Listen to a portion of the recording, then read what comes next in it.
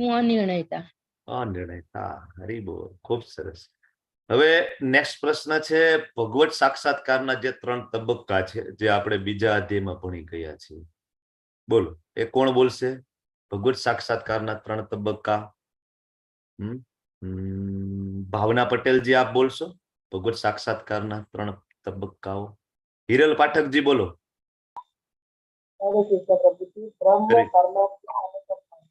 બ્રહ્મ, પરમાત્મા અને ભગવાન. યસ, ખૂબ સરસ. ચલો, તો આજે આપણે ચોથો અધ્યાય ને લેવલ 1 ની ચર્ચાઓ કરવા માટે આપણે બધા એકત્રિત થયા છીએ. તમારું બધાનું ખૂબ ખૂબ ખૂબ હૃદયપૂર્વક હું સ્વાગત કરું છું ઇસ્કોન મેંગલુરુ શ્રી શ્રી રાધા ગોવિંદ ટેમ્પલ નંતુર તરફથી. ને મને ખૂબ જ આનંદ થાય છે તમને બધાને હૃદયપૂર્વક આવકારતા.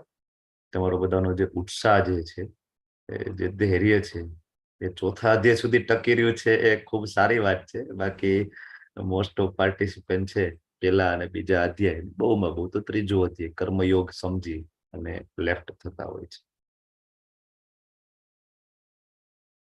વેલકમ અમરીશ પ્રભુ, વેલકમ જિજ્ઞેશ દરબારજી, સ્વાગત છે તમારું. શરૂઆત કરીએ. હરે કૃષ્ણ પ્રભુ. હરે કૃષ્ણ માતાજી. સ્લાઇડ વિઝિબલ છે? હા પ્રભુજી. હા, ઓકે. તો મંગલાચરણ થી આપણે શરૂઆત કરીશું. શ્રી શ્રી રાધા ગોવિંદજીના આશીર્વાદ લઈ અને આપણે શરૂઆત કરીએ. ઓમ અજ્ઞાનતિમિરાન્ધસ્ય જ્ઞાનાજન શલાકયા ચક્ષુરુન્મિલિતમ યેન તસ્मै શ્રી ગુરુવે નમઃ. શ્રી ચૈતન્ય મનોભીષ્ટમ સ્થાપિતમ યેન ભૂતલે સ્વયં રૂપ કદા મહ્યમ દદાતિ સ્વપદાન્તિકમ. વંદેહમ શ્રી ગુરુમ શ્રીયુતાપદકમલમ શ્રી ગુરુન વૈષ્ણવાંશ્ચ શ્રી રૂપમ સાગ્રજાતમ સગણ રઘુનાથાન્વિતમ તમ સજીવમ સાદ્વૈતમ સાવધૂતમ પરિજન સહિતમ કૃષ્ણ ચૈતન્ય દેવમ શ્રી રાધા કૃષ્ણ પાદાન સહગણ લલિતા શ્રી વિશાખાન્વિતાંશ્ચ. હે કૃષ્ણ કરુણા સિંધુ દીનબંધુ જગતપતે ગોપેત ગોપિકા કાંત રાધા કાંત નમસ્તે. તપ્ત કાંચન ગૌરાંગી શ્રી રાધે વૃંદાવનેશ્વરી વૃષભાનુસુતે દેવી પ્रणमामि हरि प्रिये. वाञ्छा कल्पतरुभ्यश्च कृपा सिन्धुभ्य एव च पतितानां पावनेभ्यो वैष्णवेभ्यो नमो नमः. नमो विष्णुपादाय कृष्णपृष्ठाय भूतले श्रीमते भक्ति वेदांत स्वामिनिति नामिने. नमस्ते सरस्वती देवी गौरवाणी प्रचारिणे निर्विशेष शून्यवादी पाश्चात्य देश तारिणे. जय श्री कृष्ण चैतन्य प्रभु नित्यानंद श्री अद्वैत गदाधर श्रीवासादि गौर भक्त वृंद. हरे कृष्णा कृष्णा कृष्णा हरे हरे हरे राम राम राम हरे हरे. हरे कृष्णा. હરે કૃષ્ણ. હરે कृष्ण. बापू श्री अमरसिंह जी, गीता सथवारा जी, अल्पा विक्रम गौर माता जी, आरती मेवाड़ा जी, भावना पटेल जी, देवव्रत, वाह खूब सरस नाम है, देवव्रत राठौड़ जी, दिव्यांगी जी, गायत्री जी, कौशिका जी અને યસ લલિત કુમાર વેદ પ્રભુ. તમારું બધાનું સ્વાગત છે. સોલંકી અર્પિતાજી, સોનલ ગોહિલજી, તમારું બધાનું હૃદયપૂર્વક સ્વાગત કરું છું. લેવલ 1 અને 33મી બેચ અને ચોથા અધ્યાયની ચર્ચાઓ કરવા માટે આપણે બધા આજે એકત્રિત થયા છીએ. તો શરૂઆત કરીએ. અધ્યાયનું નામ દિવ્ય જ્ઞાન. જેવું આ અધ્યાયનું નામ છે ને એવું જ જ્ઞાન આ અધ્યાયમાંથી પ્રાપ્ત થવાનું છે. જે લોકો રિપીટર છે એ લોકોને ખાસ ખબર છે કે નામ પ્રમાણે આ અધ્યાયમાંથી ઘણું એવું બધું શીખવા મળતું હોય છે જે પેલા ક્યારે આપણે સાંભળ્યું હોતું નથી. બરાબર. તો આ અધ્યાયને અલગ અલગ 6 વિભાગમાં વહેંચવામાં આવેલા છે. શરૂઆત કરીશું પહેલા વિભાગની અંદર પ્રવેશ કરીએ આપણે. અને આ અધ્યાયની જે શરૂઆત છે ને એ ભગવદ્ ગીતા નો ઇતિહાસથી થાય છે. તો તમારા બધા માટે પ્રશ્ન છે, તમને શું લાગે છે કે ભગવદ્ ગીતા છે એ પૃથ્વી ઉપર ક્યારથી છે? ખાસ તો નવા પાર્ટિસિપન્ટ છે એ જવાબ આપો કે ભગવદ્ ગીતા તમને શું લાગે છે કે કેટલા સમય પહેલા ભગવદ્ ગીતા છે એ ભગવાને અર્જુનને કહેલી છે, અથવા તો ભગવદ્ ગીતા ક્યારથી છે? ચેટ બોક્સમાં લખો, હેન્ડ રેસ કરો. ચલો ડાયરેક્ટ હું પ્રશ્ન પૂછું. સોની દૃશ્યા માતાજી બોલો. સોની દૃશ્યાજી, તમને શું લાગે છે ભગવદ્ ગીતા કેટલા સમયથી છે પૃથ્વી ઉપર? હું નામ બોલું, બરાબર. ભાવના પટેલજી બોલો. દેવવ્રતજી બોલો. પછી હરે કૃષ્ણ દેવવ્રતજી, તમારું નેટવર્ક. હા, હરે કૃષ્ણ. હા બોલો, હવે બોલો. 700 વર્ષ પહેલા. ના, 700 વર્ષ નહીં. ભાવનાજી 5000 યર્સ. ઓકે. દિવ્યાંગીજી, આપનું શું કહેવાનું છે? મૌલીજી, તમારું શું કહેવાનું છે? ક્યારથી ભગવદ્ ગીતા છે પૃથ્વી ઉપર? સૃષ્ટિની ઉત્પત્તિથી જ હશે પ્રભુજી, કેમ કે લાઈફની મેન્યુઅલ છે તો ભગવાને બ્રહ્માજીને કહી હતી એવું મને કદાચ યાદ છે. Okay, great. મીમાંસા પાઠકજી, તમારું શું કહેવાનું છે? ક્યારથી ભગવદ્ ગીતા હોય એવું લાગે છે તમને પૃથ્વી ઉપર? કઈ એક્ઝેક્ટ આંકડો કઈ ખ્યાલ છે તો? લલિત કુમાર વેદપ્રભુ બોલો, પ્રકાશ પાડો. ક્યારથી પૃથ્વી ઉપર છે ભગવદ્ ગીતા? સૌથી પહેલા કોને કીધી છે ભગવાને ભગવદ્ ગીતા? ભગવાને. હરે કૃષ્ણ બાપુ બોલો, બાપુ બોલો. 12 કરોડ 4 લાખ. 12 કરોડ 4 લાખ વર્ષ. ઓકે, વિવસ્વાન છે. માનવ સમાજમાં 20 લાખ. હરી બોલ, ખૂબ સરસ, ખૂબ સરસ. હવે આમાં ખાસ તો નવા પાર્ટિસિપન્ટ હોય એ બધા માથું ખંજવડાવવા માંડશે કે ભાઈ અમે તો એવું સાંભળ્યું હતું કે 5000 વર્ષ પહેલા જ ભગવદ્ ગીતા છે એ અર્જુનને કહેલી છે, અને આપણે બધા આ જ સાંભળ્યું છે ને, બધી જગ્યાએ આપણને આ જ સમજાવવામાં આવ્યું છે કે ભગવદ્ ગીતા છે ભગવાન છેલ્લે દ્વાપર યુગમાં આવ્યા ને ત્યારે અર્જુનને ભગવદ્ ગીતા કીધી છે. સાચું પણ છે, પણ મારો પ્રશ્ન એવો હતો ભગવદ્ ગીતા પૃથ્વી ઉપર ક્યારથી છે? હવે બીજો પ્રશ્ન તમારા માટે છે કે બજારમાં બહુ બધી ભગવદ્ ગીતાના અલગ અલગ સંસ્કરણો ઉપલબ્ધ છે. તમારા મતે કઈ ગીતા એમાં યોગ્ય છે? આમ તો જનરલી અલગ અલગ વાંચ્યું હોય તો ખબર પડી શકે, ક્લાસ અલગ અલગ એટેન્ડ કર્યા હોય તો ખબર પડી શકે, પણ છતાં તમને કોઈને એક્ઝેક્ટ આન્સર આવડતો હોય તો તમે ચેટ બોક્સમાં ટાઈપ કરો અને હું આગળ વધુ છું. મૌલી માતાજી લખે છે Bhagavad Gita as it is. કૌશિકાજી લખે છે એઝ ઇટ ઇઝ, યથારૂપ. ઓકે, તો તમે બધા ટાઈપ કરતા હો. તમને કોઈ બીજી ભગવદ્ ગીતા તમે રીડ કરી હોય, તમને એમાં બરાબર સમજાણું હોય તો તમે એનું પણ નામ લખી શકો છો. ઓકે, તો શરૂઆત કરીએ. શ્રી ભગવાન ઉવાચ ઇમં વિવસ્વતે યોગમ પ્રોક્તવાન અહમ અવ્યયમ વિવસ્વાન મનવે પ્રાહ મનુરિસ્વા કવે બ્રવીત. આ એક શ્લોકની અંદર ભગવાન આખી ભગવદ્ ગીતાનો ઇતિહાસ સમજાવે છે, વંશાવલી સમજાવે. તમને એમ થાય કે ભાઈ આ વંશાવલી ક્યાં ચાલુ કરી? અમે ભગવદ્ ગીતા શીખવા બેઠા છીએ ને, પણ ભગવાન જ પેલા શ્લોકની અંદર કહે છે. શું કહે છે? તો કે ભાઈ આ અવિનાશી યોગ છે. પેલું તો ભગવદ્ ગીતાનું જે જ્ઞાન છે એ કેવું છે? અવિનાશી યોગનું વિજ્ઞાન છે. મતલબ કોઈ દિવસ આ જ્ઞાનનો વિનાશ થાય નહીં. બરાબર, જેમ મૌલી માતાજીએ કીધું ને કે લાઈફ મેન્યુઅલ છે, મતલબ પહેલેથી જ ઉપલબ્ધ હોવું જ જોઈએ જ્યારથી આ જીવ છે. બરાબર, પણ હજી આપણે જોઈએ કે ભગવાન કહે છે કે આ વિજ્ઞાનનો ઉપદેશ સૌ પ્રથમ મેં સૂર્યદેવ વિવસ્વાનને આપ્યો. વિવસ્વાનને માનવોના પિતા મનુને આપ્યો, અને મનુએ એ ઉપદેશ છે એ ઈશ્વાકુ મહારાજને આપ્યું. ઈશ્વાકુ કોણ હતા? બોલી જાઓ. તમે બધાએ નામ સાંભળ્યું હશે ને ઈશ્વાકુ મહારાજનું? ભગવાન રામના પૂર્વજ. રામના પૂર્વજ. ભગવાન શ્રી રામના પૂર્વજ, કે જેમાં પ્રભુ શ્રી રામ બરાબર જે વંશની અંદર આવે છે એના પૂર્વજ હતા એ ઈશ્વાકુ મહારાજ હતા. તો હવે પ્રભુ શ્રી રામ તો છેક ત્રેતા યુગમાં થઈ ગયા ને, બરાબર. દ્વાપર યુગની પહેલાનો યુગ ત્રેતા યુગ, એમાં પ્રભુ શ્રી રામ આવ્યા. અને રામ પેલા પણ એમના કહેવાય પરપિતા, એમના જે પૂર્વજ એ ઈશ્વાકુ મહારાજને પણ ભગવદ્ ગીતાનું જ્ઞાન હતું. અરે એની પેલા મનુ મહારાજને પણ હતું. સંપૂર્ણ માનવ જગતના જે પિતા એને કહેવાય મનુ મહારાજ. જયારે સૃષ્ટિનું સર્જન થાય ત્યારે મનુ મહારાજને પણ એ જ્ઞાન હતું. અને મનુ મહારાજ પેલા પણ વિવસ્વાનજીને આપેલું હતું. બોલો, તો આપણને એમ થાય ભગવદ્ ગીતા હમણાં દ્વાપર યુગમાં આવી છે, કૃષ્ણ છે હમણાં છેલ્લે દ્વાપર યુગમાં જ આવ્યા છે. કારણ આ અધ્યાયમાં ઘણું બધું આવું બધું આપણને નવું નવું જાણવા મળશે. તો ભગવદ્ ગીતા છે એ શીખવાની પદ્ધતિ કઈ છે, સમજવાની કઈ પદ્ધતિ છે, એ ભગવાન અહીંયા બીજા શ્લોકની અંદર કે જો આ ભગવાન છે પેલા શ્લોકથી પરંપરાની વાત કરે છે. પેલા ભગવાને પરંપરાની વાત કરી કે વિવસ્વાનને આપ્યું, વિવસ્વાને મનુને આપ્યું, મનુએ બરાબર ઈશ્વાકુ રાજાને આપ્યું. આ રીતના એક પરંપરા હતી.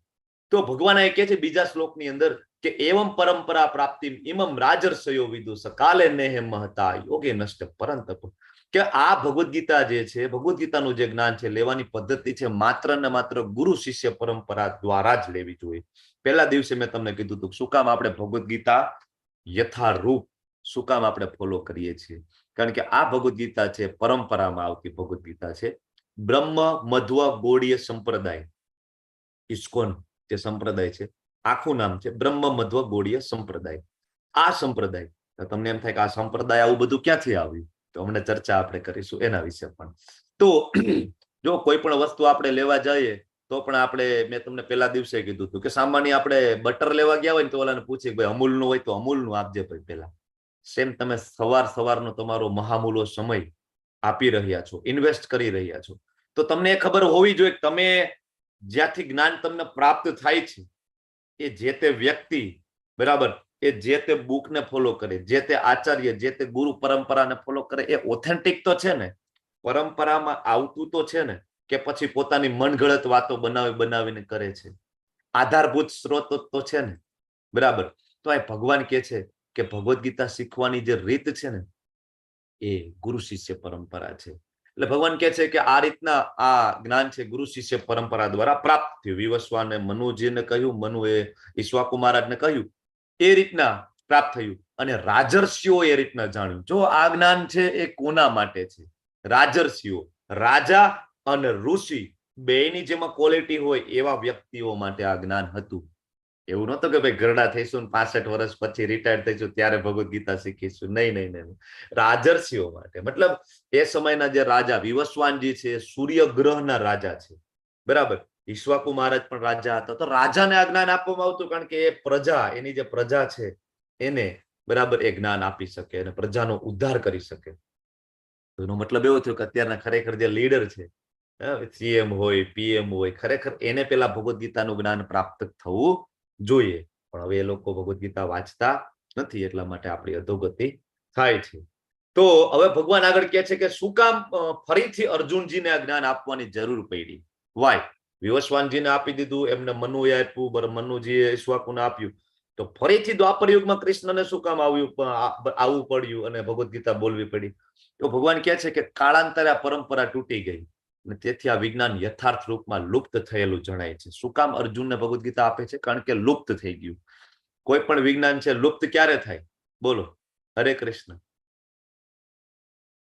લુપ્ત થઈ ગયું. શું કામ એવું થયું હશે લુપ્ત થઈ ગયું? અત્યારે પણ ધીમે ધીમે લુપ્ત થતું એવું લાગે છે કે નહીં? કારણ શું છે? બેલા માતાજી, બાપુ શ્રી અમરસિંહજી, બોલો. હરે કૃષ્ણ પ્રભુજી. હા, શું કામ એવું લાગે લુપ્ત થઈ ગયું એવું લાગે? કોઈ પણ વસ્તુનો આપણે એનો અભ્યાસ કરતું રહેવું જોઈએ નિરંતર, તો જ ચાલુ રહે, નહીતર પરંપરા તૂટી જાય, બધી તૂટી જાય. કૃષ્ણ ભક્તિ માટે. એક્ઝેક્ટલી, ખૂબ સરસ. તો પરંપરા તૂટી જાય શું કામ? કારણ કે જો આપણે આપણા બાળકોને ભગવદ્ ગીતા શીખવતા નથી, તો હવે 8 થી 20 વર્ષ, 25 વર્ષ, 50 વર્ષ પછીની જે પેઢી આવશે ને, એને ભગવદ્ ગીતામાં કેટલા પાત્ર હતા ને કોણ હતું ને શું મહાભારતનું યુદ્ધ ને એના વિશે કઈ ખબર નહીં હોય. કૃષ્ણના માતા પિતાનું નામ, ભગવદ્ ગીતાના જે ઉપદેશ, એમાં એને કોઈ શ્રદ્ધા નહીં હોય. કારણ કે આપણે ભગવદ્ ગીતા વાંચતા નથી, તો આપણા બાળકો પણ નહીં વાંચે. તો આ રીતના યથાર્થ રૂપમાં એ વિજ્ઞાન છે લુપ્ત થયું.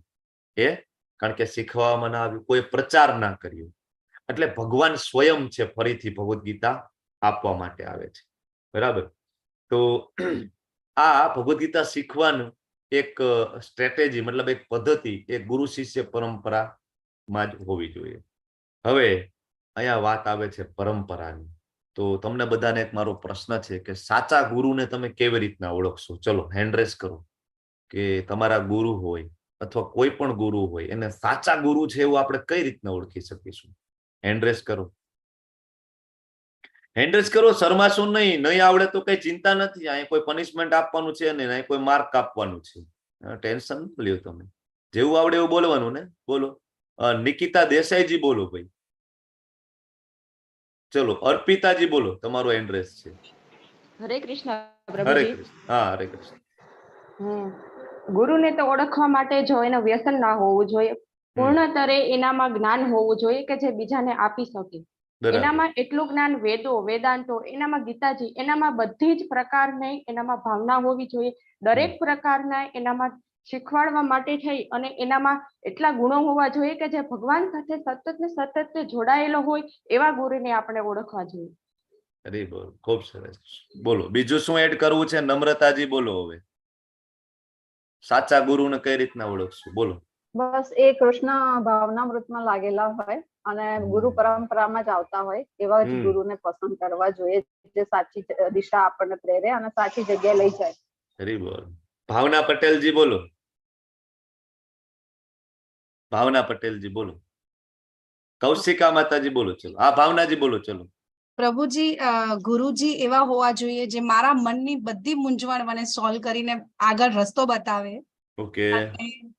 ક્યાંય બી મને કોઈ તકલીફ આવે તો હું એને તરત બોલાવીને કહી શકું કે મને આ તકલીફ છે, તો હું મને સોલ્યુશન આપો. અને મેઇન એ છે કે ઈ પણ ઈ ફોલો કરતા હોય અને મને ઈ રસ્તા ઉપર લઈ જાય તો મારા માટે ઈઝી થઈ જશે થોડું. હરી બોલ. બોલો ઝંખના બારોટજી બોલો. સાચા ગુરુ આપણને કૃષ્ણ તરફ લઈ જાય. કૃષ્ણ તરફ લઈ જાય. બહુ સિમ્પલ વ્યાખ્યા છે, સરસ વ્યાખ્યા છે. Thank you. કૌશિકાજી બોલો. હરે કૃષ્ણ પ્રભુજી. ગુરુ એવા હોય છે જે આપણા જૂના સંબંધોને ફરી પ્રસ્થાપિત કરવામાં મદદ કરે, એ તરફ લઈ જાય. ઓકે, એટલે જૂનો સંબંધ એટલે કયો? કૃષ્ણ ભગવાન સાથે. Okay okay okay, yes. Thank you માતાજી. બધાના જવાબ સાચા છે. Thank you. હરે કૃષ્ણ. બોલો ને બાપુ. પ્રભુજી, ગુરુ જે બોલે ને તેનું આચરણ કરે ને એવા હોવા જોઈએ. બરાબર. તો પદ્મ પુરાણમાં સરસ મજાનો શ્લોક છે. સટ કર્મ નિપુણો વિપ્રો મંત્ર તંત્ર વિશારદ અવૈષ્ણવો ગુરુ ન સ્યાદ. અવૈષ્ણવો ગુરુ ન સ્યાદ. પદ્મ પુરાણમાં સ્વયં બ્રહ્માજીના શબ્દો છે કે અવૈષ્ણવો, કે જે વૈષ્ણવ ના હોય ને, જે કૃષ્ણ ભક્ત ના હોય ને, ગુરુ ન સ્યાદ, એ કોઈ દિવસ ગુરુ બની શકે નહીં. બરાબર.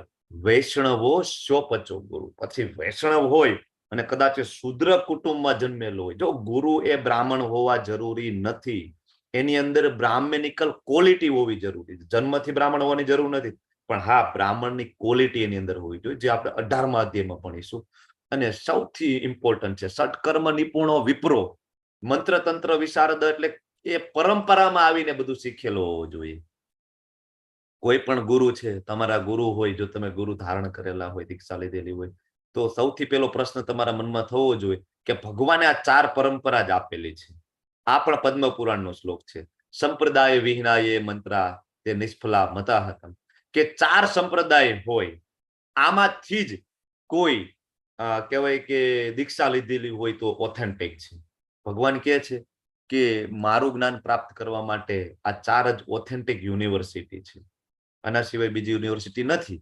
એમાં પહેલું, ભગવાને સૌપ્રથમ જ્ઞાન બ્રહ્માજીને આપ્યું એટલે બ્રહ્મ સંપ્રદાય, લક્ષ્મીજીને આપ્યું તો શ્રી સંપ્રદાય, શિવજીને આપ્યું જ્ઞાન હૃદયમાં તો એ શિવ સંપ્રદાય અથવા તો રુદ્ર સંપ્રદાય, અને ચોથું કુમાર સંપ્રદાય. બ્રહ્માજીના 4 પુત્રો એને કુમાર સંપ્રદાય, સનકાદી 4 કુમારો એમને આપ્યું. તો આ 4 છે. જો આ છે શ્રી, બ્રહ્મ, રુદ્ર અને સનકા. આ જે છે આ 4 મુખ્ય સંપ્રદાય છે. હવે એમાં જે બ્રહ્મ સંપ્રદાયમાં નીચે મધ્વાચાર્ય આવ્યા, અને મધ્વાચાર્ય પછી બરાબર એમાં 22મા નંબરે ચૈતન્ય મહાપ્રભુ આવે, અને 32મા નંબરે આપણે જોયું હતું પહેલા દિવસે, 32મા નંબરે એસી ભક્તિવેદાંત સ્વામી શીલ પ્રભુપાદ આવે. તો આપણે આ પરંપરામાં આવીએ છીએ, પહેલી પરંપરામાં. એટલે આપણા સંપ્રદાયનું નામ છે બ્રહ્મ મધ્વ ગોળીય સંપ્રદાય. ઇસ્કોન એટલે કોઈ એવું ઉપજાવી કાઢેલો કોઈ સંપ્રદાય નથી, કે જાતે બનાવેલો કોઈ સંપ્રદાય નથી. બરાબર. ટોટલ શાસ્ત્રોક્ત વૈદિક પરંપરા છે આપણી, બ્રહ્મ મધ્વ ગોળીય સંપ્રદાય. બીજો સંપ્રદાય છે શ્રી સંપ્રદાય, જેમાં રામાનુજાચાર્ય આવે. તમને બધાને ખબર હશે ને, રામાનુજાચાર્ય હૈદરાબાદમાં બહુ મોટો સ્ટેચ્યુ મૂકવામાં આવ્યો, એમનું 1000 વર્ષ એમને પૂરા થયા. બરાબર, એમને જે જન્મ જયંતિના 1000 વર્ષ થયા, તો રામાનુજાચાર્ય, એમાં નીચે રામાનંદી સંપ્રદાય આવે, અને રુદ્ર સંપ્રદાય એટલે શિવ સંપ્રદાય, એમાં નીચે વિષ્ણુ સ્વામી આવ્યા. વિષ્ણુ સ્વામીની પછી નીચે યમુનાચાર્ય આવ્યા. યમુનાચાર્ય પછી વિષ્ણુ સ્વામી પછી નીચે એમાં વલ્ભાચાર્ય આવ્યા. યમુનાચાર્યજી તો આ રામાનંદી સંપ્રદાયમાં આવે. તો વલ્ભાચાર્ય આવ્યા, અને વલ્ભાચાર્ય વાળો સંપ્રદાય તમને બધાને ખબર હશે ને, હવેલી વાળો સંપ્રદાય, પુષ્ટિ માર્ગીય સંપ્રદાય. ગુજરાતમાં તો બરાબર બહુ તમને જોવા મળે છે પુષ્ટિ માર્ગીય સંપ્રદાયના અનુયાયીઓ. તો એ પણ એક ઓથેન્ટિક સંપ્રદાય છે. અને ચોથો સંપ્રદાય એ રાજસ્થાન એ સાઈડ વધારે જોવા મળે છે, એ નિમ્બાર્ક સંપ્રદાય પણ કહેવામાં આવે છે, અથવા કુમાર સંપ્રદાય, કારણ કે એમાં નિમ્બાર્ક આચાર્ય આવ્યા. તો આ જે 4 સંપ્રદાય છે ને, એ મુખ્ય સંપ્રદાય છે, ઓથેન્ટિક સંપ્રદાય છે. તો ગુરુ કોણ? તો કે આ 4 માંથી એક સંપ્રદાયના હોવા જોઈએ. બરાબર. પછી ઉપદેશામૃતનો પહેલો શ્લોક છે કે એમાં 6 પ્રકારના વેગો છે, બરાબર, એને સહન કરતા હોવા જોઈએ. બરાબર. અને પરંપરામાં આવતા હોવા જોઈએ, ખૂબ જ મહત્વનું. અને વૈષ્ણવ હોવા જોઈએ. બરાબર. અવૈષ્ણવો ગુરુ ન સ્યાદ. વૈષ્ણવ ના હોય તો કોઈ દિવસ ગુરુ બની શકે નહીં. તો આ આપણી પરંપરા છે. જો કૃષ્ણથી પછી બ્રહ્માજી, બ્રહ્માજીથી નારદજી, નારદજીથી વેદવ્યાસજી, વેદવ્યાસજીથી મધ્વાચાર્ય, એમ કરતા કરતા કરતા કરતા અહીંયા ચૈતન્ય મહાપ્રભુ છે 22મા નંબરે, અને છેલ્લે એસી ભક્તિવેદાંત સ્વામી શીલ પ્રભુપાદ. આપણી આખી પરંપરા છે. બરાબર. એસી ભક્તિવેદાંત સ્વામી શીલ પ્રભુપાદના શિષ્ય એટલે જયા પતાકા સ્વામીજી મહારાજ, અને એમના શિષ્ય એટલે નામાનિષ્ઠાદાસ પ્રભુજી, અને જેમના દ્વારા આપને જ્ઞાન પ્રાપ્ત થઈ રહ્યું છે એ મંદિર આપણું ઇસ્કોન મેંગલુરુ શ્રી શ્રી રાધા ગોવિંદ ટેમ્પલ. આ પરંપરાની અંદર આપણું મંદિર અને આપણા નામાનિષ્ઠાદાસ પ્રભુજી આવેલા છે. તો ગુરુ કોને કહેવાય? કે ગુરુના ગુરુ, ગુરુના ગુરુ, એમના ગુરુ, એમના ગુરુ, એમના ગુરુ. છેલ્લે ક્યાં લાઈન ક્યાં પૂરી થવી જોઈએ? કૃષ્ણ. એન્ડ ક્યાં આવવો જોઈએ? કૃષ્ણ. એવું કોઈ નહીં કે ના ના ભાઈ મેં ભગવદ્ ગીતા વાંચી છે, હું બહુ જ્ઞાની છું અને મને સમજાઈ ગઈ છે એટલે હું તમને સમજાવું છું. મારા ગુરુ કોણ? તો કે ના ના, મારા ગુરુ કોઈ નહીં. મારા શિષ્યો છે પણ મારા ગુરુ કોઈ નહીં. આવા બધા બહુ ગુરુ સમાજમાં અત્યારે ફરતા હોય છે. તો ભગવાન પોતે 4.2 ના પાડે છે કે નહીં, ગુરુ જે છે એ પરંપરામાં હોવા જરૂરી છે. 4 પરંપરા મુખ્યત્વે છે, આપણે જોયું. હવે અહીંયા તમારી સામે જે ફોટો છે ષડ ગોસ્વામી ગણનો છે. સનાતન ગોસ્વામી, રૂપ ગોસ્વામી, જીવ ગોસ્વામી, રઘુનાથ દાસ, રઘુનાથ ભટ્ટ અને ગોપાલ ભટ્ટ ગોસ્વામી. તમે ક્યારેક વૃંદાવન જાઓ અને મથુરા જન્મભૂમિ ટેમ્પલમાં તમે ગયા હશો, બરાબર. જનરલી બધા જાય એટલે ત્યાં તો જાય, મોટું મંદિર છે એટલે જન્મભૂમિ મંદિર, જેલ જોવા માટે, જે કૃષ્ણનો જન્મ થયો હતો એ મંદિરમાં તમે જાઓ, ત્યાં મોટા મોટા સ્તંભ છે, મોટા મોટા સ્તંભ છે, અને સ્તંભ ઉપર આ 6 ગોસ્વામી છે ને એમના વિશે લખેલું છે, કંઈક ને કંઈક એમના પિક્ચર છે. બરાબર. કારણ કે આ જે ષડ ગોસ્વામી ગણ છે ને એમના કારણે આપણે બધા અત્યારે વૃંદાવનની જે લીલા સ્થળીઓના દર્શન કરી રહ્યા છે ને એ આમના કારણે છે. અને આ ચૈતન્ય મહાપ્રભુના શિષ્ય છે. ચૈતન્ય મહાપ્રભુ એટલે સ્વયં કૃષ્ણ. બરાબર. આપણે એ રેફરન્સ સાથે આગળ વાત કરીશું. સ્વયં કૃષ્ણ એમના આ શિષ્યો સનાતન ગોસ્વામી, રૂપ ગોસ્વામી, બરાબર. અને એ પરંપરામાં પછી છેલ્લે એસી ભક્તિવેદાંત સ્વામી શ્રી પ્રભુપાદ આવે છે. હવે ગીતાને સમજવાની લાયકાત શું છે? આપણે જોયું કે પદ્ધતિ શું છે, તો કે પરંપરા. બરાબર છે. ગુરુ શિષ્ય પરંપરામાં હોય તો જ્ઞાન પ્રાપ્ત થાય. બરાબર. તમને કોઈ શીખડાવતું હોય તો પેલા પૂછી લેવાનું કઈ પરંપરામાંથી તમે છો. પછી હવે આપણી લાયકાત શું? સામેવાળા તો પરંપરામાં છે પણ તમારી ને મારી લાયકાત શું આ શીખવાની? તો ભગવાન એ કહે છે સ એવાય મયા તેજ્ઞ યોગ પ્રોક્ત પુરાતન ભક્તો અસી મેં સખા ચેતી રહસ્યમ એદ ઉત્તમમ. કે આ જે પ્રાચીન યોગ છે, પરમેશ્વર સાથેના સંબંધનું જે વિજ્ઞાન છે, હું તને અત્યારે કહી રહ્યો છું. કારણ શું છે ભાઈ? તને કહું છું અર્જુન. ભગવાન એક કારણ કે છે. અર્જુનને શું કામ સિલેક્ટ કર્યા છે ભગવાને? ભગવાન કહે છે તું મારો ભક્ત છો, તું મારો પ્રિય મિત્ર છો. ભક્તો અસી મેં સખા ચેતી, તેથી હું તને રહસ્ય એતદ ઉત્તમમ, આ સૌથી ઉત્તમ આ દિવ્ય રહસ્ય છે અર્જુન, હું તને કહું છું કારણ કે તું મારો ભક્ત ને તું મારો મિત્ર છે, એટલે તું આને સમજી શકીશ. તો આનો અર્થ શું થયો? કે જે કોઈ ભગવાનના ભક્ત હશે, કોના? કૃષ્ણના. જે કોઈ કૃષ્ણના ભક્ત હશે, કૃષ્ણને પ્રેમ કરતા હશે, કૃષ્ણને મિત્ર માનતા હશે, અને કૃષ્ણના મિત્ર બનવાની કોશિશ કરતા હશે, અથવા તો કૃષ્ણના દાસ બનવાની કોશિશ કરતા હશે, એ લોકો જ માત્ર ભગવદ્ ગીતા સમજી શકે છે. બાકી કોઈ એમ કે ના ના હું બહુ ભણેલ ગણેલ છું ને, એન્જિનિયર છું ને, ડોક્ટર છું ને, બરાબર, મારી પાસે બહુ બધી ડિગ્રી છે, હું ભગવદ્ ગીતા સમજી લઈશ, નહીં સમજાય. શક્ય જ નથી. આગળ 10મા અધ્યાયમાં પણ ભગવાન કહે છે દદામી બુદ્ધિ યોગમ, કે ભગવદ્ ગીતા સમજવાનો બુદ્ધિયોગ તો અંદર બેઠા બેઠા હું જ આપું છું, સમજાવું છું હું, પણ તમને સમજાય ને એનો બુદ્ધિયોગ ભગવાન અંદરથી આપે છે. એ મારી લાયકાત નથી, ભગવાન આગળ કહેશે. બરાબર. તો કોણ ભગવદ્ ગીતા સમજી શકે? ભક્તો હસી મેં સખા ચેતી. આપણે યાદ રાખવાનું. બરાબર છે.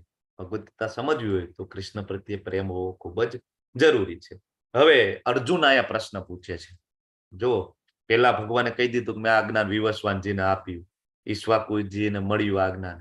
તો તમને અને મને, ખાસ તો નવા પાર્ટિસિપન્ટ હોય એને તરત મનમાં પ્રશ્ન થાય ને કે ભાઈ કૃષ્ણ તો દ્વાપર યુગમાં આવ્યા, એની પેલા કૃષ્ણ હતા નહીં તો એ કેવી રીતના વિવસ્વાનને જ્ઞાન આપ્યું હશે? બરાબર ને? આવો પ્રશ્ન થાય કે નહીં? તો તમને શું લાગે છે, કૃષ્ણ છેલ્લે ક્યારે આવ્યા હતા? બોલો. એક સામાન્ય પ્રશ્ન. અને કૃષ્ણ ક્યારથી છે? બે પ્રશ્ન છે તમારા માટે. સ્વાતિ વ્યાસજી બોલો, છેલ્લે કૃષ્ણ ક્યારે આવ્યા અને કૃષ્ણજી ક્યારથી છે? સોનલ ગોહિલજી બોલો, અર્પિતાજી બોલો, ઝંખના બારોટજી બોલો. ના સર, કોઈ આઈડિયા નથી. આઈડિયા નથી. કપિલ રાયજી બોલો, છેલ્લે કૃષ્ણ આવીને ક્યારે ગયા છે? દ્વાપર યુગમાં. દ્વાપર યુગમાં. ઓકે.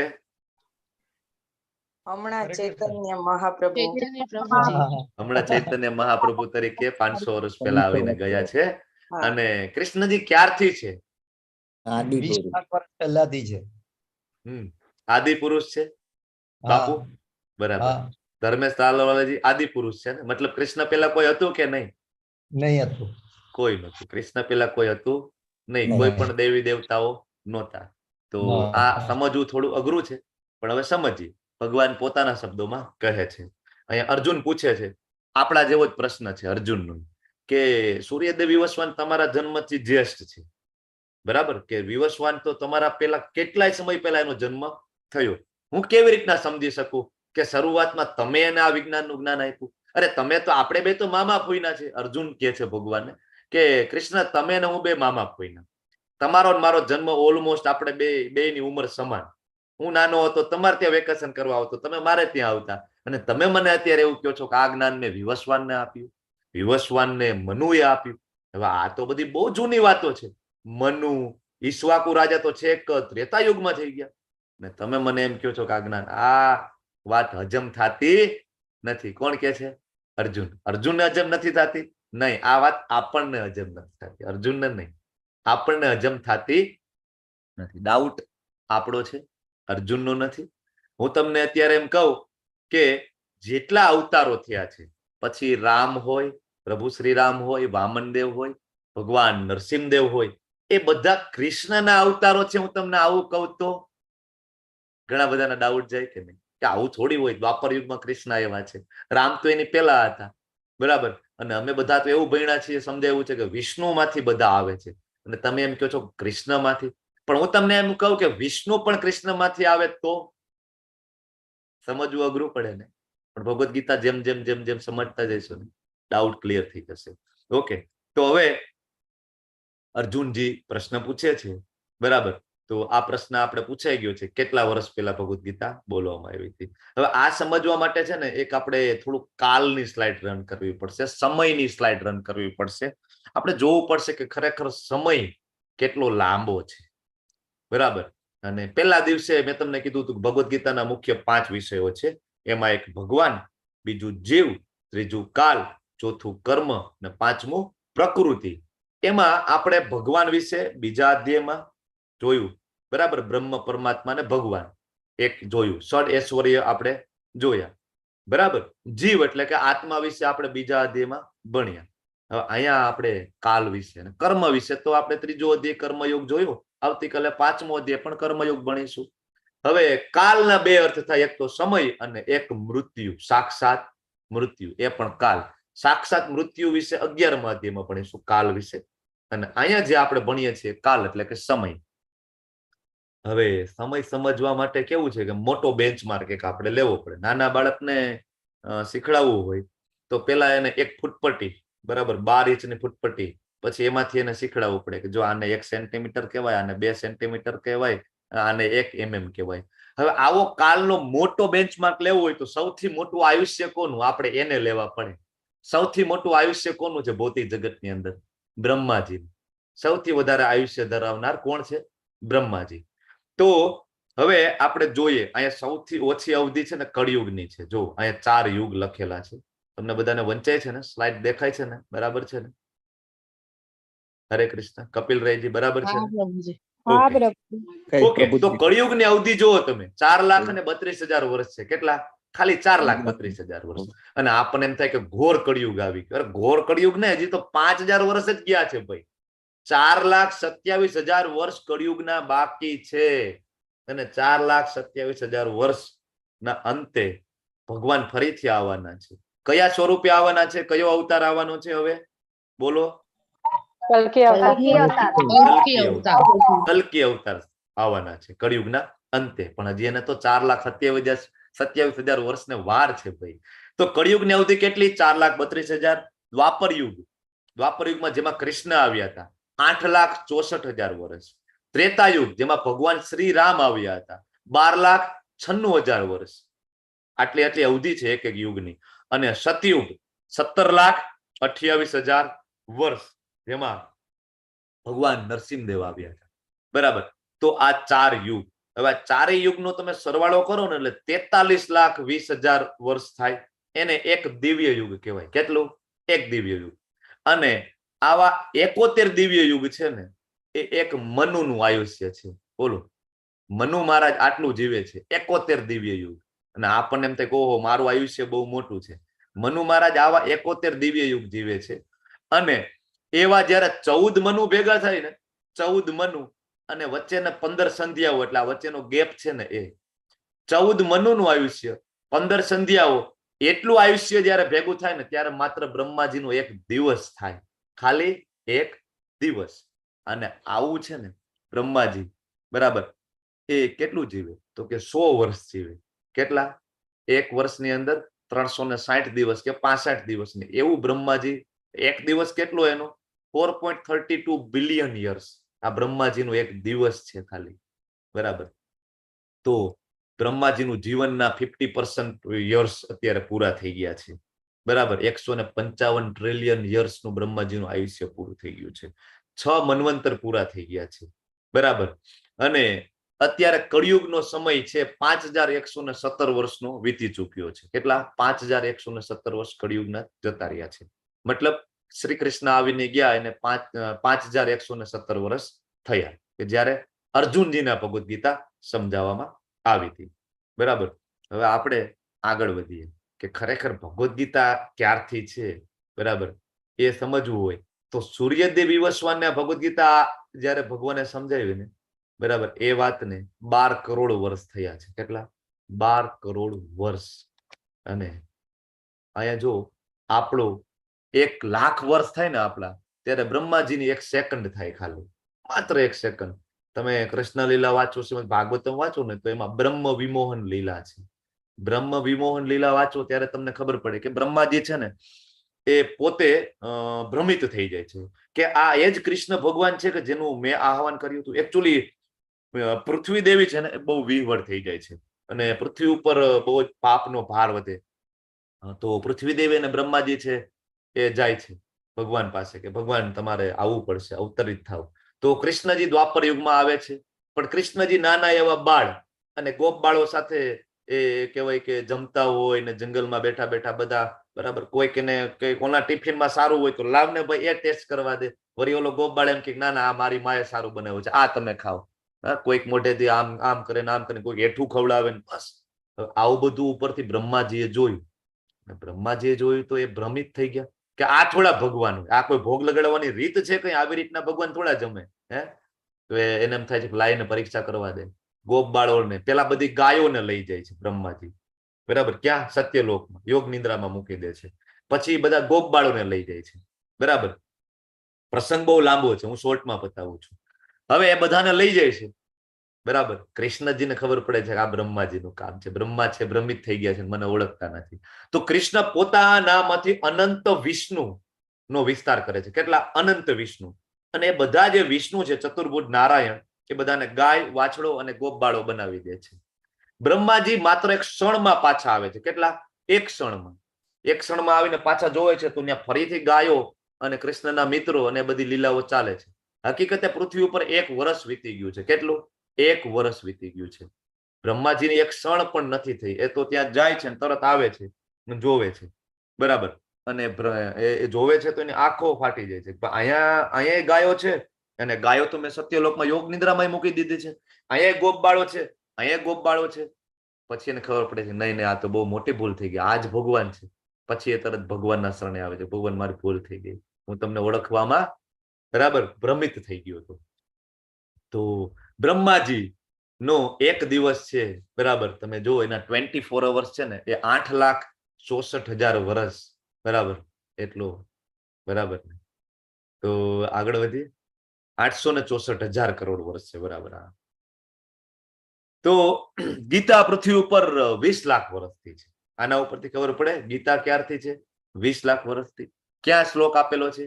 મહાભારતનો શ્લોક છે. જો અહીંયા મહાભારતનો શ્લોક આપેલો છે. એના ઉપરથી ખબર પડે કે આ વિજ્ઞાન છે વિવસ્વાન દ્વારા મનુને આપવામાં આવ્યું. માનવજાતના પિતા હોવાના કારણે પૃથ્વી ગ્રહના રાજા રઘુવંશના પૂર્વજ ઈશ્વાકુ મહારાજને આપ્યો. હવે ઈશ્વાકુ મહારાજ એની પેલા મનુ, અને મનુ મહારાજ છે એ ત્રેતાયુગની શરૂઆતમાં આવ્યા. એટલે તમે ત્રેતાયુગ અને દ્વાપર યુગનો તમારે સરવાળો મારવાનો થાય. આ બે વસ્તુનો તમે સરવાળો મારો એટલે તમને ખબર પડે કે ક્યારથી. ત્રેતાયુગના 12,96,000 વર્ષ, દ્વાપર યુગના 8,64,000 વર્ષ. એટલા વર્ષથી ભગવદ્ ગીતા છે એ મનુ મહારાજને ભગવાને આપેલી છે, બરાબર. તો 20 લાખ વર્ષથી છે. હવે ભગવાન પોતે જવાબ આપે છે અર્જુનજીને. શું કે છે? શ્રી ભગવાન ઉવાચ. હવે આપણને એમ થાય કે કાળની સ્લાઇડ એક ટોપિક રહી ગયો તમને સમજાવવાનો, કે એમ થાય કે કાળ શું કામ સમજવું જોઈએ, બરાબર. તો સમજવાનું એટલા માટે કે કાળ છે ને શાશ્વત છે, એ ખબર હોવી જોઈએ. તો ચેતના ક્યાં લગાડવાની એ ખબર હોવી જોઈએ. આપણને એમ થાય કે ના ના, મજા કરીએ, મજા કરીએ, ખાઈ પીને જલસા કરીએ, બસ પછી મરી જઈશું, પછી પૂરું થઈ ગયું. તો કે ના, સમય છે શાશ્વત છે. એક પછી એક ચતુર્યુગ ચાલવાના છે, બરાબર.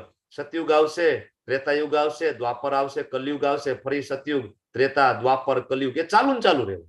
આનો કોઈ દી અંત છે નહીં. સમય છે કેવો છે? સત છે, શાશ્વત છે. પણ જો આપણે ધ્યાન નહીં રાખીએ ને આ જન્મની અંદર, તો આપણે આ જન્મ મૃત્યુના ચક્કરમાં ફસાઈ જઈશું ને કોઈ દિવસ આમાંથી બહાર નીકળી શકીશું નહીં. હવે આયા ભગવાન કે છે, જવાબ આપે છે શ્રી ભગવાન ઉવાચ. અર્જુનજીને કે છે, અર્જુનજીનો જે ડાઉટ હતો ને કે બહુનિમ્ય વ્યતીતાની જન્માની તવ ચાર્જુન તાન્યહમ વેદ સર્વાણી ન ત્વમ વેદ પરંતપ. કે અર્જુન, તારા અને મારા ઘણા બધા જન્મ થઈ ચૂક્યા છે, મને બધા યાદ છે, તું એને યાદ રાખી શકતો નથી. અર્જુનજી ભગવાન કૃષ્ણ સાથે પેલા પણ અવતરિત થયા હતા. કયો અવતાર હતો? બોલી જાઓ. કયા અવતાર સ્વરૂપે આવેલા છે અર્જુનજી? નર નારાયણ, બરાબર. નર અને નારાયણ તરીકે ભગવાન આવેલા છે. આની પેલા શ્રીમદ ભાગવતમ સ્કંદ પેલો અધ્યાય 3 તમે વાંચો ભાગવતમમાં, તો ભગવાનના 24 અવતારોનું વર્ણન છે. એમાં એક અવતાર ભગવાનનો છે નર નારાયણ તરીકે છે, બરાબર. એમાં નારાયણ તરીકે ભગવાન શ્રી કૃષ્ણ અને નર તરીકે અર્જુન આવે. પણ અર્જુનને યાદ નથી, ભગવાનને યાદ છે. આ જ તફાવત છે જીવ અને ભગવાન વચ્ચે, બરાબર. તો કૃષ્ણ કેવા છે? શાશ્વત છે. હમણાં કીધું ને, કૃષ્ણ કેવા છે? શાશ્વત છે, અજાત છે. અને આવું કોણ કે છે? તો કે બ્રહ્માજી પોતે. બ્રહ્મ સંહિતાનો પહેલો શ્લોક શું છે? બોલો. બ્રહ્મ સંહિતાનો પહેલો શ્લોક બોલો. ઈશ્વર પરમ કૃષ્ણ સચ્ચિદાનંદ વિગ્રહ અનાદિરાદિર ગોવિંદ સર્વ કારણ કારણ. હરી બોલ. તો બ્રહ્માજી એમ કે છે કે પરમ ઈશ્વર કોણ છે? તો કે ઈશ્વર પરમ કૃષ્ણ સચ્ચિદાનંદ વિગ્રહ. કેવું સ્વરૂપ છે? સતચિત અને આનંદ વિગ્રહ. અનાદિર આદિર ગોવિંદ, અનાદિ, એના કોઈ આદિ નથી. કૃષ્ણ પેલા કોઈ હતું? તો બ્રહ્માજી કે ના, અનાદિ છે. અને આદિ ગોવિંદ, બધાના આદિ છે કૃષ્ણ છે. બધાનું સર્જન ક્યાંથી થાય છે? કૃષ્ણમાંથી, બરાબર. અનાદિર આદિર ગોવિંદ, બરાબર. એવા છે ગોવિંદ છે, સર્વ કારણોના કારણ છે, બરાબર. કોઈ પણ વસ્તુ છે એના કારણ કોણ છે? અલ્ટિમેટલી શરૂઆત ક્યાંથી છે? કૃષ્ણથી છે, બરાબર. તો હવે ભગવાન આવે છે કેવી રીતના? પૃથ્વી ઉપર ભગવાન આવે છે લીલા કરવા માટે. તો કઈ રીતના આવે છે? તો અહીંયા સરસ મજાનો શ્લોક છે, અજોપી સન અવ્યયાત્મા ભૂતાનામ ઈશ્વરોપીસન. જો અહીંયા કે છે, ભગવાન પોતે કે છે કે હું અજ છું. અજ એટલે હું અજન્મા છું, મારો કોઈ દિવસ જન્મ થયો નથી, હું તો માત્ર લીલા કરવા માટે પ્રગટ થાઉં છું, એટલે હું અજન્મા છું. અને મારો દિવ્ય દેહ ક્યારે નાશ નથી પામતો. આપણા બધાનો દેહ છે નાશ પામે વારંવાર, તમને ખબર છે ને? આપણે દરેક ક્ષણે આપણે કહેવાય મૃત્યુની નજીક આપણે જતા જાય છીએ અને એક સમય આપણે ક્ષીણ થઈ જઈશું. ભગવાનનું એવું નથી. અને પછી ભૂતાનામ ઈશ્વરોપીસન, કહી દીધું ને ભગવાને ક્લિયર કર કે બધા જ ભૂતો એટલે કે બધા જ જીવો, પછી દેવી દેવતાઓ હોય, ગંધર્વો હોય, યક્ષો હોય, વૃક્ષો હોય, 84 લાખ યોનિઓમાં દેવી દેવતા પણ આવી જાય છે. તમને ખબર છે ને? 84 લાખ યોનિઓ પદ્મ પુરાણમાં છે. તો દેવી દેવતાઓ પણ એમાં આવે. તો ભગવાન કહે છે કે ભૂતાનામ ઈશ્વરો અપીસન, એ દરેક જે ભૂત છે, દરેક જે જીવ છે એનો હું ઈશ્વર છું. તમને એમ લાગે કે અહીંયા શું ભગવાનને કઈ માર્કેટિંગ કરવા આવ્યા છે અહીંયા કે હું ઈશ્વર છું, હું આમ છું, તેમ છું? પણ એ એટલા માટે આવે છે, ભગવાન આપણી રાહ જોઈ રહ્યા છે કે ક્યારે આપણે ફરીથી એમની પાસે ધામમાં જઈએ. એ વેઇટ કરે છે. આગળ 15મા અધ્યાયમાં જોશું, ભગવાન કે ધામનું સુંદર મજાનું વર્ણન કરે છે એમના ધામનું. પછી પ્રકૃતિ સ્વામ અધિષ્ઠાય, પ્રકૃતિ જે છે એનો કંટ્રોલ ભગવાનના હાથમાં છે. વરસાદ, મૃત્યુ, જન્મ, ઠંડી, ગરમી બધાનો કંટ્રોલ કોના હાથમાં છે? કૃષ્ણના હાથમાં છે. આપણા હાથમાં છે ના. પછી ભગવાન કઈ રીતના આવે તો કે સંભવામી આત્મ માયા, કે ભાઈ હું આવું છું કઈ રીતના તો કે મારા મૂળ રૂપમાં ને મારી માયા દ્વારા હું પ્રગટ થાઉં છું. આપણે બધા ફોર્સફુલી પ્રગટ થઈએ છીએ આપણા કર્મોના કારણે. જો આપણે બધા નક્કી કરી શકીએ કે આપણા કયા માતા પિતા, કયું જગ્યા, તો આપણે બધા એ નક્કી કરીએ ને ભાઈ આપણે અદાણીની ઘરે જ જન્મ લેવાનો થાય, અદાણી ને અંબાણી, બીજા કોઈ સિલેક્શન જ ના કરે. આપણને એવું સિલેક્શન પ્રાપ્ત થાય છે? નથી થતું. પણ ભગવાન છે એ સિલેક્શન કરીને આવે છે. શાસ્ત્રમાં, ભવિષ્ય પુરાણમાં, શ્રીમદ ભાગવતમમાં બધે વર્ણન છે કે જ્યારે જ્યારે કૃષ્ણ તરીકે આવે, પ્રભુ શ્રી રામ તરીકે આવે, શ્રી ચૈતન્ય મહાપ્રભુ તરીકે આવ્યા તો પણ વર્ણન છે. ભગવાન જયારે વસુદેવ અને દેવકીજીને ત્યાં આવે ને એમની પહેલા એને ચતુર્ભુજ નારાયણ તરીકે ભગવાન એમની સામે પ્રગટ થયા હતા, કૃષ્ણ પોતે જ. બરાબર. ત્યારે દેવકીજી અને વસુદેવજી એમને કીધું હતું કે અમારે ચતુર્ભુજ સ્વરૂપ નહીં પણ તમારું બાળ સ્વરૂપમાં દર્શન કરવાના છે. બરાબર, અમારે તમારા બાળ સ્વરૂપમાં દર્શન કરવા છે ભગવાન, તો તમારું ચતુર્ભુજ સ્વરૂપ નહીં બાળ સ્વરૂપ અમને બતાવો. અને બાળ સ્વરૂપે કૃષ્ણ છે એ પ્રગટ થાય છે એમની સામે. બરાબર. હવે ભગવાન છે એ કેવી રીતના આવે છે તો આપણે જોયું. ભગવાન ક્યારે આવે છે તો આ શ્લોક તો બહુ ફેમસ છે, મહાભારતમાં સાંભળ્યો હશે, સિરિયલોમાં બધે. યદા યદા હિ ધર્મસ્ય ગ્લાનિર્ભવતિ ભારત અભ્યુત્થાનમ ધર્મસ્ય તદાત્માનમ સૃજામ્યહમ. ભગવાન ક્યારે આવે છે તો કે જ્યાં ને જ્યારે ધર્મનું પતન થાય ને અને અધર્મનું ભારે વર્ચસ્વ જામે, ભગવાન કે હું સ્વયં અવતરું છું. અહીંયા જે સૃજામી શબ્દ છે, ભગવાન અહીંયા એવું નથી કહેતા કે હું ત્યારે જન્મ લઉં છું. જો ભગવાન એવું નથી કહેતા કે અભ્યુત્થાનમ ધર્મસ્ય તદાત્માનમ જન્મ અહમ, એવું નથી લખતા ને. ભગવાન એવું બોલતા નથી. ભગવાન શું કે છે? સૃજામી અહમ. સૃજામી એટલે કે હું દરેક વખતે મૂળ સ્વરૂપે આવું છું. હું જયારે પ્રભુ શ્રી રામ તરીકે આવું કે નરસિંહદેવ તરીકે આવું કે કૃષ્ણ તરીકે આવું કે પરશુરામ તરીકે આવું, એ મારું મૂળ મારું જે શરીર છે ઓરિજિનલ બોડી લઈને આવું છું. ભગવાનનું શરીર છે દિવ્ય છે, ચેન્જ થતું નથી, તો મૂળ રૂપે અવતરે છે. ભગવાનનો જન્મ હોતો નથી, ભગવાનનું પ્રગટ થવું અને અપ્રગટ થવું. તેની સાથે આપણે સરખાવીએ ભગવાનનું પ્રગટ થવું અને અપ્રગટ થવું. હરે કૃષ્ણ. હિરલજી અવાજ નથી આવતો તમારો. સૂર્ય સાથે, સૂર્ય નું ઉગવું અને સૂર્યનું આથમવું. બરાબર, આ એના જેવી વસ્તુ છે. ભગવાનનું આવું, પ્રગટ થવું, અને ભગવાનનું લીલા પૂરી થાય એટલે અપ્રગટ થવું. ભગવાનનું ક્યારે જન્મ ના થાય, ભગવાનનું ક્યારે મૃત્યુ ના થાય. સૂર્ય ક્યારે ઉગે નહીં, સૂર્ય ક્યારે આથમે નહીં. તો આપણને એવું લાગે છે કે પૂર્વમાંથી ઉગે છે ને પશ્ચિમમાં આથમે છે. હા, અહીંયા પશ્ચિમમાં આથમે. અમેરિકા જાવ, કેનેડા જાવ તો ત્યાં ઉગતો હોય સૂર્ય. મતલબ સૂર્ય કોઈ દિવસ ઉગતો નથી, કોઈ દિવસ આથમતો નથી, નેવર. સૂર્ય એઝ ઇટ ઇઝ એની એ પોઝિશનમાં સતત રહે છે, સતત પ્રકાશ આપે છે. એ રીતના ભગવાનનું પણ એવું છે. તો ભગવાન છે જ્યારે જ્યારે આવે છે ત્યારે મૂળ રૂપે પ્રગટ થાય છે. હવે ભગવાનના 10 અવતારોના તમારા નામ કહેવાના છે મને. બોલો. વિષ્ણુજી માંથી જે 10 અવતાર આવે છે, આવું બધા આપણે ભણ્યા છીએ. બરાબર. એકંદરે સાચું પણ છે. બરાબર, પણ કઈ રીતના સાચું છે એ પણ આપણે સમજીશું. બોલો વિજયા માતાજી, બોલો 10 અવતારોના નામ બોલો. મત્સ્ય અવતાર, વામન અવતાર, કૂર્મ અવતાર, વરાહ અવતાર, રામ અવતાર, કૃષ્ણ અવતાર, કલી અવતાર, બુદ્ધ અવતાર. બસ આટલા રીતે કરી શકું છું અત્યારે. ઓકે, કયા કયા રહી ગયા? ચલો હવે બોલી જાવ, રહી ગયા હોય. પરશુરામજી, પછી કૂર્મ અવતાર, કુર્મ અવતાર થઈ ગયા ને, 10 અવતાર થઈ ગયા ને. બુદ્ધ અવતાર, બુદ્ધ અવતાર આવી ગયા, ભગવાન બુદ્ધ આવી ગયા. બરાબર, તો આ રીતના 10 અવતાર, બરાબર, જેના હવે તમારી સામે એનો ફોટો છે. બરાબર છે, અહીંયા વામનદેવ તરીકે આવે છે. તમારું માઇક છે એ હવે મ્યુટ કરી દેજો.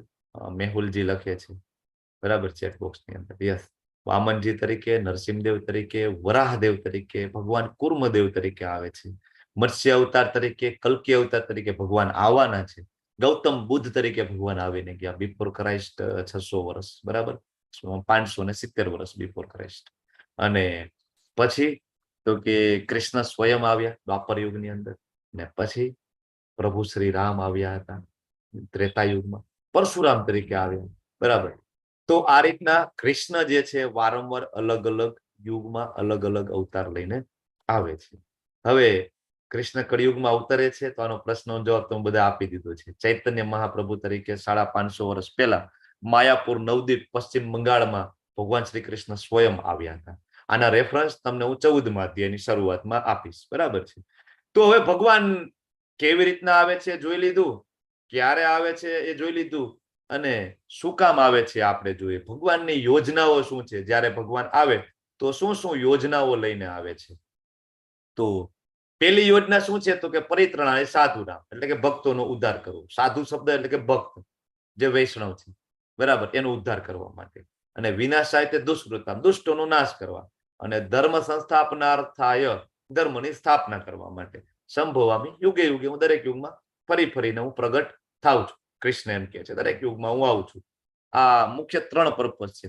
પણ આમાં સૌથી ઇમ્પોર્ટન્ટ પર્પસ કયો છે, સૌથી ઇમ્પોર્ટન્ટ હેતુ કયો છે ભગવાનનો આવવાનો? બોલી જાઓ.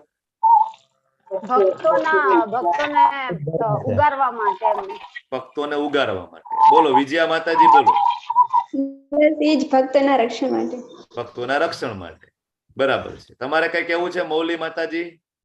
ભગવાન શું કામ આવે છે એના કારણ 3 કારણમાંથી, કે 3 ઇમ્પોર્ટન્ટ છે? ના, ભક્તોના ઉદ્ધાર કરવા માટે જ આવે છે. માત્ર ભક્તોના ઉદ્ધાર કરવા માટે આવે છે. ખરેખર કૃષ્ણ શું કામ આવે છે? ભક્તોના ઉદ્ધાર. ધર્મના સિદ્ધાંતો. હા, બોલો બોલો. વિવો 1820, શું નામ છે પ્રભુ આપનું? મુકેશભાઈ શર્મા. મુકેશભાઈ ને? હા હા, બોલો બોલો. ધર્મના સિદ્ધાંતોને પુનઃસ્થાપિત કરવા માટે. ઓકે, ધર્મના સિદ્ધાંતોને પુનઃસ્થાપિત કરવા માટે. હવે જો, હરે કૃષ્ણ, હકીકતે 3 યોજના તમે આની અંદર જોઈ. પહેલી ભક્તોનો ઉદ્ધાર કરવો, બીજું દુષ્ટોનો વિનાશ કરવો, અને ત્રીજું ધર્મના સિદ્ધાંતોની સ્થાપના. ખરેખર છે ને, ભગવાનને દુષ્ટોનો વિનાશ કરવા માટે આવવાની જરૂર નથી. 15મા અધ્યાયના 15મા શ્લોકમાં ભગવાન કહે છે કે દરેકના હૃદયમાં પરમાત્મા સ્વરૂપે હું બેઠું છું. સર્વસ્ય ચાહમ હૃદય સન્નિવિષ્ટો, સર્વસ્ય ચાહમ હૃદય સન્નિવિષ્ટો. સેમ 13મા અધ્યાયમાં ભગવાન કહે છે કે બધાના હૃદયમાં પરમાત્મા તરીકે હું જ કૃષ્ણ, હું જ બેઠો છું, હું જ રામ છું, હું બેઠો છું બધાના હૃદયમાં. તો હવે એ રાવણના હૃદયમાં પણ બેઠા હોય, એ કંસના હૃદયમાં પણ બેઠા હોય, એ શિશુપાલના હૃદયમાં પણ બેઠા હોય ને, બરાબર, એ હિરણ્યકશિપુના હૃદયમાં પણ બેઠા હોય. તો ભગવાન રામ જે છે એને રાવણનો વધ કરવા માટે આવવાની જરૂર ના પડે. એના હૃદયમાં બેઠા છે, ત્યાં બેઠા બેઠા એક હૃદયની લોહીની નસ દબાવી દે તો હાર્ટ એટેક આવી જાય કે નહીં રાવણને? ત્યાં રાવણનો તો કાર્યક્રમ ત્યાં પૂરો થઈ જાય. અથવા તો ત્યાં ખાલી ભગવાન સંકલ્પ કરે તો અહીંયા સુનામી આવી જાય, ભૂકંપ આવી જાય, તો કેટલા બધા દુષ્ટોનો નાશ થઈ જાય છે. અને બીજું, ધર્મની સ્થાપના તો ઓટોમેટિક થઈ જાય. દુષ્ટોનો નાશ થઈ ગયો, રાવણનો નાશ થઈ ગયો, તો ધર્મની સ્થાપના ઓટોમેટિક થઈ જાય. તો ખરેખર આ 2 કારણ નથી ભગવાનને આવવાના. પેલું કારણ છે સૌથી મહત્વનું, જે ભક્તોનો ઉદ્ધાર કરવો.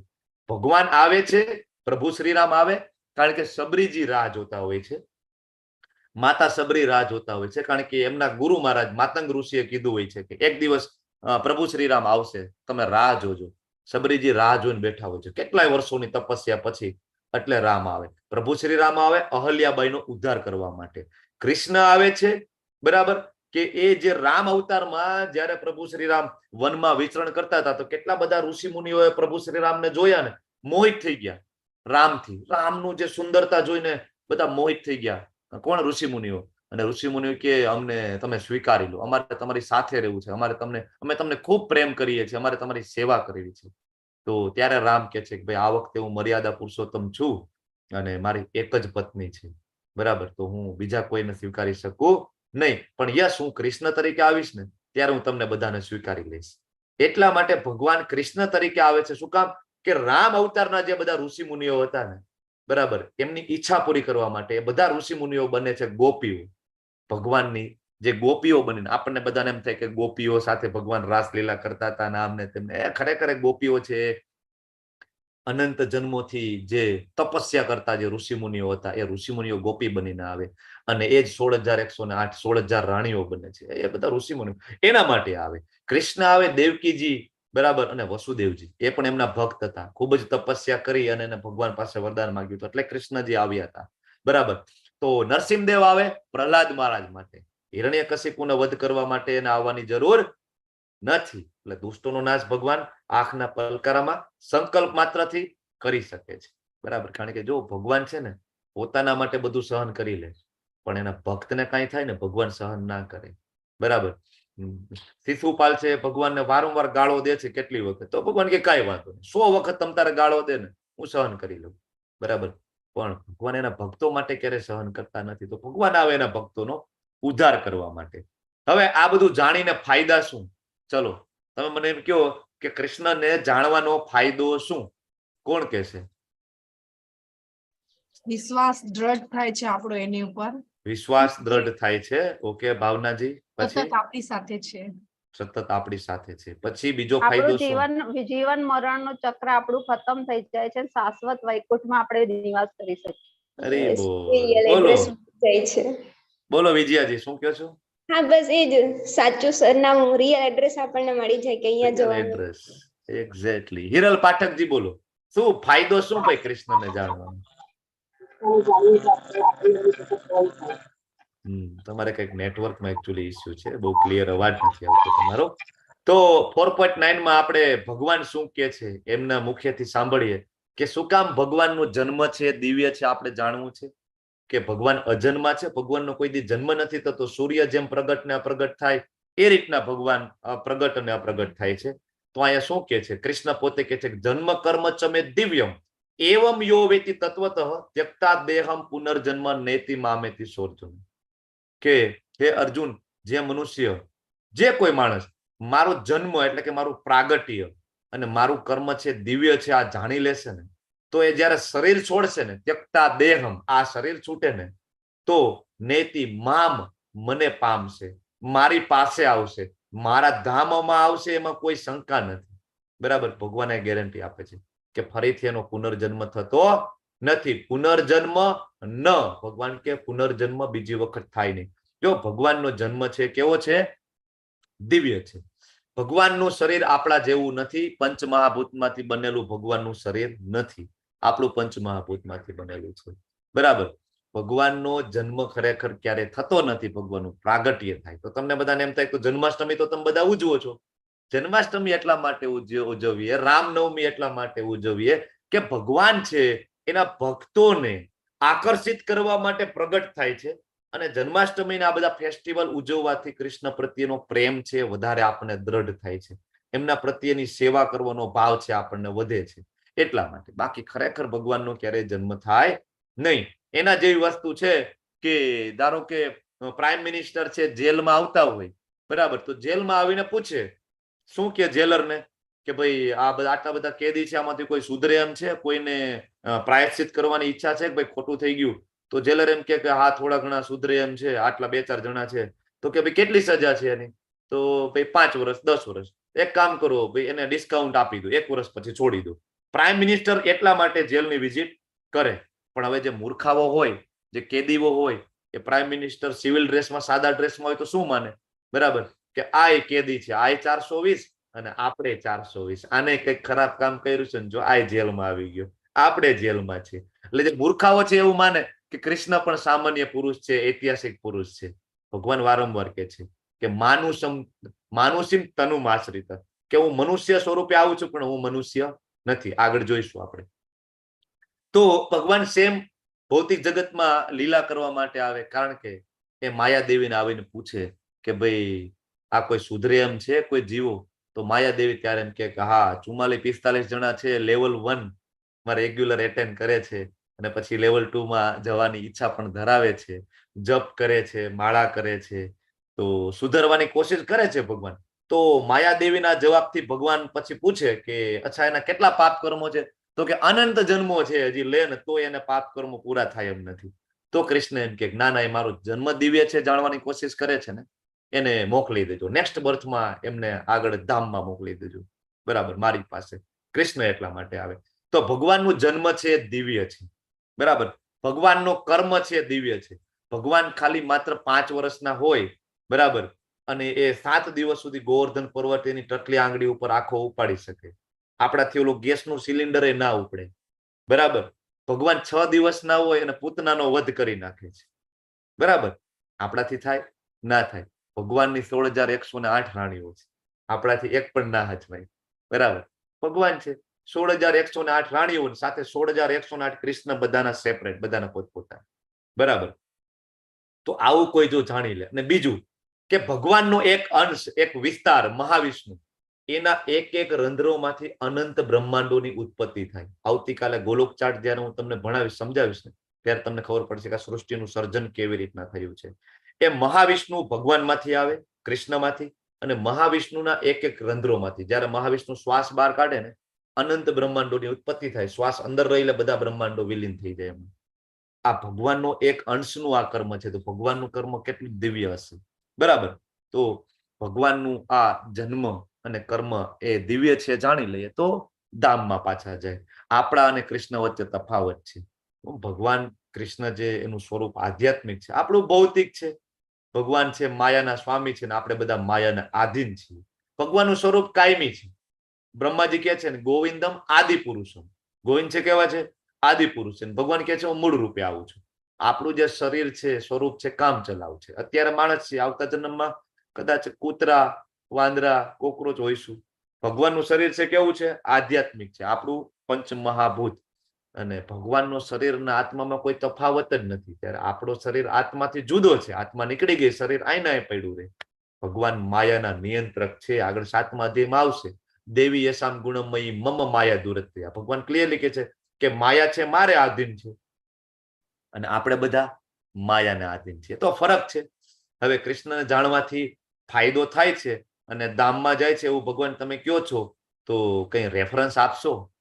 બરાબર. તો ભગવાન કે યસ, બહો જ્ઞાન તપસા પૂતા મદભાવ માગતા, કે આસક્તિ ભય અને ક્રોધથી મુક્ત થઈને મારું આ જે સંપૂર્ણ, મારામાં સંપૂર્ણ રીતના લીન થઈ અને મારું શરણ લઈને અનેક મનુષ્ય ભૂતકાળમાં આ જ્ઞાનથી પવિત્ર થયા અને મારા દિવ્ય પ્રેમને પામ્યા છે. હું ખાલી કહું છું એવું નથી. શાસ્ત્રો વાંચી લો, ભાગવતમ વાંચો, બરાબર, બીજા પુરાણો વાંચો. એક વખત નો પ્રસંગ છે કે શિવજી છે ને એ નંદગામમાં આવે છે જ્યારે નાના એવા બાલકૃષ્ણ હોય છે, બરાબર. અને માતા યશોદાને કહે છે કે ભાઈ દર્શન કરવા છે કૃષ્ણના. તો શિવજી છે ને એ અવધૂત સ્વરૂપમાં હતા, અઘોરી સ્વરૂપમાં. શિવજી તમને ખબર છે ગળામાં નાગ ને, બરાબર, પણ ત્યારે આવે છે અવધૂત સ્વરૂપની અંદર. તો યશોદા માતાજીને એમ કે કોઈ તાંત્રિક હશે, તો એ બાલકૃષ્ણના દર્શન કરવા નથી દેતા. અને શિવજી છે ખૂબ જ દુઃખી થઈ જાય છે. આગળ જઈને ત્યાં ટેકરી હોય, ત્યાં ઝાડવું હોય, ત્યાં બેઠા બેઠા શિવજી છે એ રુદન કરતા હોય છે, રડતા હોય છે. અને ત્યાં સામે કૃષ્ણને ખૂબ જ તાવ આવે છે, ખૂબ જ તાવ ચડે છે. અને તાવ ચડે એટલે કોઈકે કીધું કે ભાઈ આમને છે ને કોઈકની નજર લાગી ગઈ છે કે આવું કંઈક લાગે છે. તમે કોઈક બાબા હોય ને એમને બતાવો, બરાબર, કે ભાઈ એ આવીને જો કરશે તો આને તાવ ઉતરી જશે. અને ત્યારે એમને યાદ આવ્યું કે એક બાબા તો અહીંયા બેઠા જ છે. બાબા કોણ? શિવજી. શિવજીને બોલાવે છે. શિવજી આવે છે અને જેવા એ કૃષ્ણની સામે જાય છે, કૃષ્ણનો તાવ ઉતરી જાય છે. તરત કૃષ્ણ છે એ હસવા માંડે છે, બરાબર. તો શિવજી છે ખૂબ જ વ્યાકુળ હોય છે કૃષ્ણજીને મળવા માટે, બરાબર. આજે પણ એ મંદિર છે, આશેશ્વર મહાદેવ કરીને છે, બરાબર. આશેશ્વર મહાદેવ નંદગ્રામની અંદર છે. એની તમે આખી ઘટના સાંભળો તો ખબર પડે કે શિવજી છે ખૂબ જ રુદન કરતા હોય કે મારા ભગવાનને મારે મળવું છે, મારા ઈષ્ટને મારે મળવું છે, બરાબર. તો આવી રીતના ભગવાનનો જે જન્મ કર્મ છે દિવ્ય છે. હવે ધારો કે ભગવાનને જેવી રીતના તમે ભજો છો એવી રીતના ભગવાન છે તમને રેસિપ્રોકેટ કરે છે. આપણે જોયું કે જન્મ કર્મ દિવ્ય છે, આપણે જોઈ લીધું. પણ ધારો કે અમુક માણસો એવા છે, બરાબર, કે ભગવાનને શરણાગત થતા નથી, તો શું થાય? અથવા તો જેવી રીતના શરણાગત થાય ભગવાન એવી રીતના ફળ આપે છે. એમ કે છે કે યે યથા મામ પ્રપદ્યન્તે તામ તથૈવમ ભજ. જેવો જેવી રીતના મને ભજે એવી રીતના હું એને ફળ આપું. મનુષ્ય સર્વ મનુષ્યો મારા માર્ગનું અનુસરણ કરે છે. એટલે જેવો તમારો ભાવ, તમે કૃષ્ણને સ્વામી માનો છો, મિત્ર માનો છો, પુત્ર માનો છો, પ્રેમી માનો છો, ભગવાન એ રીતના રેસિપ્રોકેટ કરે. તમે કૃષ્ણને ભગવાન નથી માનતા, તમે નાસ્તિક છો, તો ભગવાન તમને એવું એસોસિએશન આપી દે તમે કૃષ્ણને કોઈ દી ઓળખી જ ના શકો. ભગવાન આગળ કે છે નાહમ પ્રકાશ યોગ માયા સમાવૃત, કે ભાઈ હું જનરલી મૂર્ખાઓની સામે હું પ્રગટ થતો નથી. નાહમ પ્રકાશ સર્વસ્ય યોગ માયા સમાવૃત, હું મારા યોગ માયા ના પ્રકાશની અંદર છુપાઈ જાઉં છું. મૂઢો અયમ ના બીજાનાથી, મૂર્ખાઓ મને જાણી શકતા નથી. તો તમે જેવી ઈચ્છા કરશો ભગવાન કે હું એવું ફળ આપીશ. અહીંયા ગાય છે ભગવાનની સેવામાં છે, તો કૃષ્ણ એની સેવા કરી રહ્યા છે. એમના મિત્ર છે કૃષ્ણની સેવા કરી રહ્યા છે, બરાબર. બલરામજી છે એમની સેવા કરી રહ્યા છે. અહીં બલરામજી એમના ખોળામાં સૂતા છે, જો અહીં કૃષ્ણ એમના પગ દબાવી રહ્યા છે. તમે જેવું ભગવાનને જે રીતના બરાબર પ્રેમ કરો, ભગવાન એ રીતના પ્રેમ કરે છે, બરાબર. હવે આ ભક્તિ યોગ અને આ જાણવાના 9 તબક્કા છે ભક્તિ રસામૃત સિંધુમાં આપે છે કે સૌથી પહેલા છે ને શ્રદ્ધા હોય ને તો આ બધી વસ્તુ સમજી શકાય. તમારા બધામાં શ્રદ્ધા, અત્યારે તમે બધા લેવલ 1 માં આવ્યા છો, આજ સુધી ટકી રહ્યા છો. શ્રદ્ધા બહુ મહત્વની છે. શ્રદ્ધા હોય તો સાધુ સંગ થાય, વૈષ્ણવોનો સંગ થાય. આપણા બધાનો સંગ થયો પછી આપણે શું કરીએ છીએ? ભજન ક્રિયા, ભગવાનની લીલાઓનું શ્રવણ કરીએ, એકાબીજાને આપણે જ્ઞાન આપીએ છીએ. આનાથી શું થશે? ધીમે ધીમે તો કે અનર્થોની નિવૃત્તિ થાય. કામ, ક્રોધ, લોભ, મોહ છે ધીમે ધીમે નીકળતા જશે અને નિષ્ઠા આવશે. નિષ્ઠા આવશે કે ના ના મારે તો ગમે એમ કરીને લેવલ 1 એટેન્ડ કરવું છે. ભાઈ સવારમાં 8 વાગે એટલે મારે ક્લાસ એટેન્ડ કરવો પડે. પછી એમાં રુચિ આવે, ધીમે ધીમે એમાં ટેસ્ટ આવતો જાય. પછી આ જો કેટલા બધા એવા પાર્ટિસિપન્ટ છે, જિજ્ઞેશ દરબારજી છે, નયા માતાજી છે, બાપુ છે, લલિત કુમાર વેદ પ્રભુ છે, કોમલ નિમાવતજી છે, મેહુલ પટેલજી, નમ્રતાજી, નિકિતા મોદીજી, પુષ્પા વૈષ્ણવજી, બહુ બધા પાર્ટિસિપન્ટ છે કે જે વારંવાર લેવલ 1 માં હોય. કપિલ રાયજી છે, દીપ્તિ પંડ્યાજી છે, અલ્પા વિક્રમ ગોર માતાજી છે, એ વારંવાર લેવલ 1 માં આવે. ધર્મેશ લાલવાલાજી છે, લેવલ 2 માં આવે વારંવાર. શું કામ? તો કે હવે રુચિ આવે છે, એમાં સ્વાદ આવે છે, મજા આવે છે. અને જેમ જેમ રુચિ આવતી જાય ને ભગવાનના ઉપદેશોમાં, પછી એમાં આસક્તિ થઈ જાય, જોડાઈ જાય કે ના ના એના વગર ચાલે નહીં. હું ભાઈ સવારે ગમે એટલું કામ હોય ને ભાઈ પેલા 1 કલાક હું ભગવદ્ ગીતા સાંભળી લઉં. અને એનાથી ધીમે ધીમે ભાવ આવે, ભગવાન પ્રત્યે ભાવ આવે કે ના ના મારા કૃષ્ણ જયમાં છે કે નહીં જયમાં હોય. ક્યાંક બહાર ગયા હોય તો તરત યાદ આવે મારા લાલાએ જયમું હશે કે નહીં જયમું હોય. ક્યાંક બહાર ગયા પેલા યાદ આવે ના એના માટે એક ડબ્બો ભરીને મૂકી દઉં ડ્રાયફ્રૂટ નો, પાણી. આ ભાવ આવે અને એનાથી અલ્ટિમેટ છે પ્રેમ થઈ જાય કૃષ્ણ સાથે. જે મનુષ્ય જીવનનો અલ્ટિમેટ ગોલ છે ને એ કૃષ્ણ પ્રેમ છે, બરાબર. તો આવી રીતના જે તબક્કા છે આપણે જોઈએ. અને અહીંયા 9ધા ભક્તિ છે. શ્રવણમ કીર્તનમ વિષ્ણુ સ્મરણમ પાદ સેવનમ અર્ચનમ વંદનમ દાસ્યમ સખ્યમ આત્મનિવેદનમ. પ્રહલાદ મહારાજ જે છે શ્રીમદ ભાગવતમના 7મા સ્કંદની અંદર જ્ઞાન આપે છે. તો તમે બધા બોલતા જાઓ કે આ જે 9 જે તબક્કા છે 9ધા ભક્તિ યોગ કહેવાય એને. 9ધા ભક્તિ એમાં પેલું છે, એમાં જે પેલું પગથિયું શ્રવણ એટલે કે સાંભળવું. કોણ કરી રહ્યા છે સાંભળવું? પરીક્ષિત મહારાજ. કીર્તનમ મીરાબાઈ. સ્મરણ હરિદાસ ઠાકુર. પાદ સેવનમ બોલતા જાઓ. લક્ષ્મી માતાજી. લક્ષ્મીજી. અર્ચનમ પૃથુ મહારાજ. વંદનમ ધ્રુવ મહારાજ. દાસ્ય ભાવથી પ્રેમ કોણ કરે છે? હનુમાનજી. સાખ્ય ભાવથી કોણ ભક્તિ કરી રહ્યા છે? અર્જુનજી. અને આત્મનિવેદનમ બધું પોતાનું સમર્પિત કરી દેવું, પોતાનું શરીર પણ. કોણ? બલી મહારાજ. Complete surrender. તો આ અલગ અલગ 9 સ્ટેપ છે ભક્તિના. હવે આપણે આગળ જોઈએ કે હવે આટલું બધું સમજાવ્યા પછી પણ બધા કૃષ્ણની ભક્તિ કરતા હશે ને, તો ભગવાન કે નહીં, અમુક હજી દેવી દેવતાઓની પણ પૂજા કરતા હોય છે માણસો. તો હવે શું કામ એવું કરતા હોય છે દેવી દેવતાઓની પૂજા અર્ચના?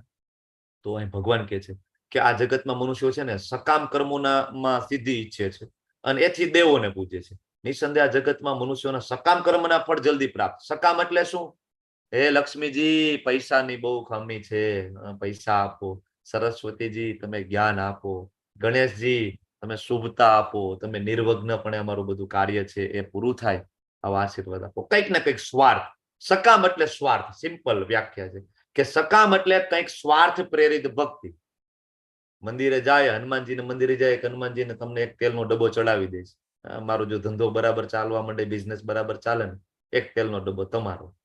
તો ભગવાન કે છે કે આવું બધું આ જગતમાં થાય. એટલે માણસો છે દેવી દેવતાઓની ખૂબ જ પૂજા કરે.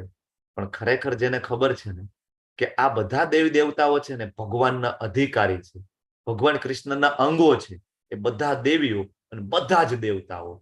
તો જેને આ વસ્તુની ખબર પડી જાય ને એ મૂળમાં પાણી રેડવાનું ચાલુ કરે.